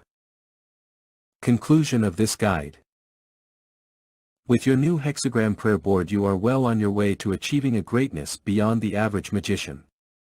In fact, you may achieve more than some of the most successful people in the world. The chances are there for the taking. You need only put these practices to work, and it is not even too difficult to do. The most important thing to working this board is twofold. 1. The hexagram is near perfect to keep forces balanced in the witness plate. 2. You have developed the right mindset for a winner and self-believer which is required to make the instrument work efficiently. Combine the power of your hexagram prayer board with psionic robots, and you have a great instrument for charging servitors in ways other magicians have never conceived of. And your charging methods will be quite potent. As a final word about this prayer board guide, know that there will be times when your spirit may be too down to do the empathic transmitting work. To remedy this obstruction, rest your body in the earth position, flat on your back. Relax your body by tightening and releasing your hands. Exhale, and let go. While you rest, do not move. Let your body go into a partial sleep while your mind remains awake, scanning over your aura or your body, or envisioning distant stars. Whatever gets your body to rest, while keeping your mind awake. If you remain in the earth position long enough, time varies for each person, you will feel a sudden release sensation. It may feel as though you just had a shortness of breath, or a buzzing sensation. This is your astral body detaching from the physical body. Now, you do not need to fully detach from the physical body for our purposes here. Rather, you only want to rise just slightly out of your physical shell. Return back to your body by twitching your fingers or willing yourself to reconnect. Imagine the sun bathing your body as you return, giving you a full charge in your heart chakra and over your brow and your crown. When you do this exercise, your astral self will shake off the anxieties and depression that surround you, as a natural cleaning mechanism. A side benefit is that your psionic abilities will gradually be recharged the more often you do this. As well, there are some benefits of being able to retain the frequency of partial out-of-body experiences, which allow the willful person to influence physical reality to a greater degree than ordinary. After being refreshed from your Earth Position trance session, you may go back to working with your hexagram prayer board more effectively. Stay with me, and keep reading my lesson guides. And hopefully I'll get to hear from you soon. Write Vrilek by going to our website and subscribing, or by sending my team an online message on our contact page. We welcome you, and we will assist you in your studies of psionics and magic. Again, thank you for continuing to learn with us, and for your support of our network. We know that growing this network starts with you, the individual, getting involved and making a real difference. A look at the next guide. Vrilek's Guide to Telemechanics. This is the first guide in our VPG series, which will begin the student on the path of telepathy with machines, and minor psychokinesis ability training. For many years people have wondered how to integrate the human brain with computer systems. The technology is rapidly getting there, but what most people do not know is that the mind has this power already inherent. That is correct. You can read and write to machines with the power you already have, but it takes some development. In 7 years of practice I brought my magical abilities to a level that penetrates this mystery we call telemechanics. If you have ever wondered how this talent works in psionics, then you'll want to read this third guide in the Vrilek Practical Guide series, VPG. Plus, with every guidebook there is a wondrous instrument to help you achieve results exponentially. Keep a lookout for the new Telemechanics, VPG, by Vrilek Press. vrilock.com/shop vrilock.com/publications vrilek.ucraft.me. Appendix. Prayer Board. The hexagram prayer board is used in operations of empathic transference, miracle manifestation, and charging of helpful familiars and/or constructs. Reserve your prayer board for non-hostile operations. One variation of the prayer board design is to cut the foil for the hand contact plates in the shape of a hexagon. This is for making the contact of the hands one with the center of the board. Though this is not necessary, it is a more elegant finish to your prayer board. Pagoda Amplifier Slant Box. The Pagoda Amplifier is a 3-dimensional variant of the prayer board. Use this arrangement for charging spirit vessels and servitors. Wire a coil under the amplifying pattern, and run the leads to the sides of the slant box. Make a coil at either of the 2 sides where your hands will cover the spiral pattern on the side of the box. The spiral pattern is nothing more than a blow-up image of one of the small surrounding circles on the amplifying pattern. The reason for this design is intuitive, if not obvious. Symbolically, your hands are touching all 8 of the surrounding circles by laying on hands to the sides of the box, the 2 large circles on the sides of the box. This creates a multidimensional or temporal interaction with the amplifying pattern at the center top of the slant box. You will touch 2 circles, but you will be empowering all 8 of the smaller circles, which then draw and congeal your intent to the center of the pattern. This box may also be used when one is in need of sending emotions which are of the negative spectrum of vibrations/frequencies. Remember, the hexagram design is for mostly positive stuff. You can make this box with small crystal shards coiled to each palm plate, and a slightly larger shard or an orb under the central amplifying pattern. Tip: here's a good exercise to do for your hands before using any of the instrument variations. Now, you already know how to open the gateway to the winds. Next, extend your fingers outward as if you are waving hello. Bend the first tiny knuckles closest to the fingertips. Then, begin to close the next knuckles at the middle of the fingers. Next, close your fists, and lastly squeeze with your thumbs closed into a full fist with both hands. Release your fingers, and repeat about 20 times. This will make your hands stronger, and it will flow all the energy that you need down to the level of your hands and fingers. When you work energy from your heart out to your palms, this exercise will have you more ready to push energy outward from your hands. It's an old ninja exercise, but it can help to prep for working with the prayer board as well. Bonus comics. As promised, every book published by Vrillik Press includes a bonus comic strip. Enjoy. Forum. Join Vrillik's forum and participate in the conversation on the Vrillik channel. Go to vrilock.com and create a membership login. Then, click on the menu More and select the forum to get started sharing and collaborating with fellow magicians.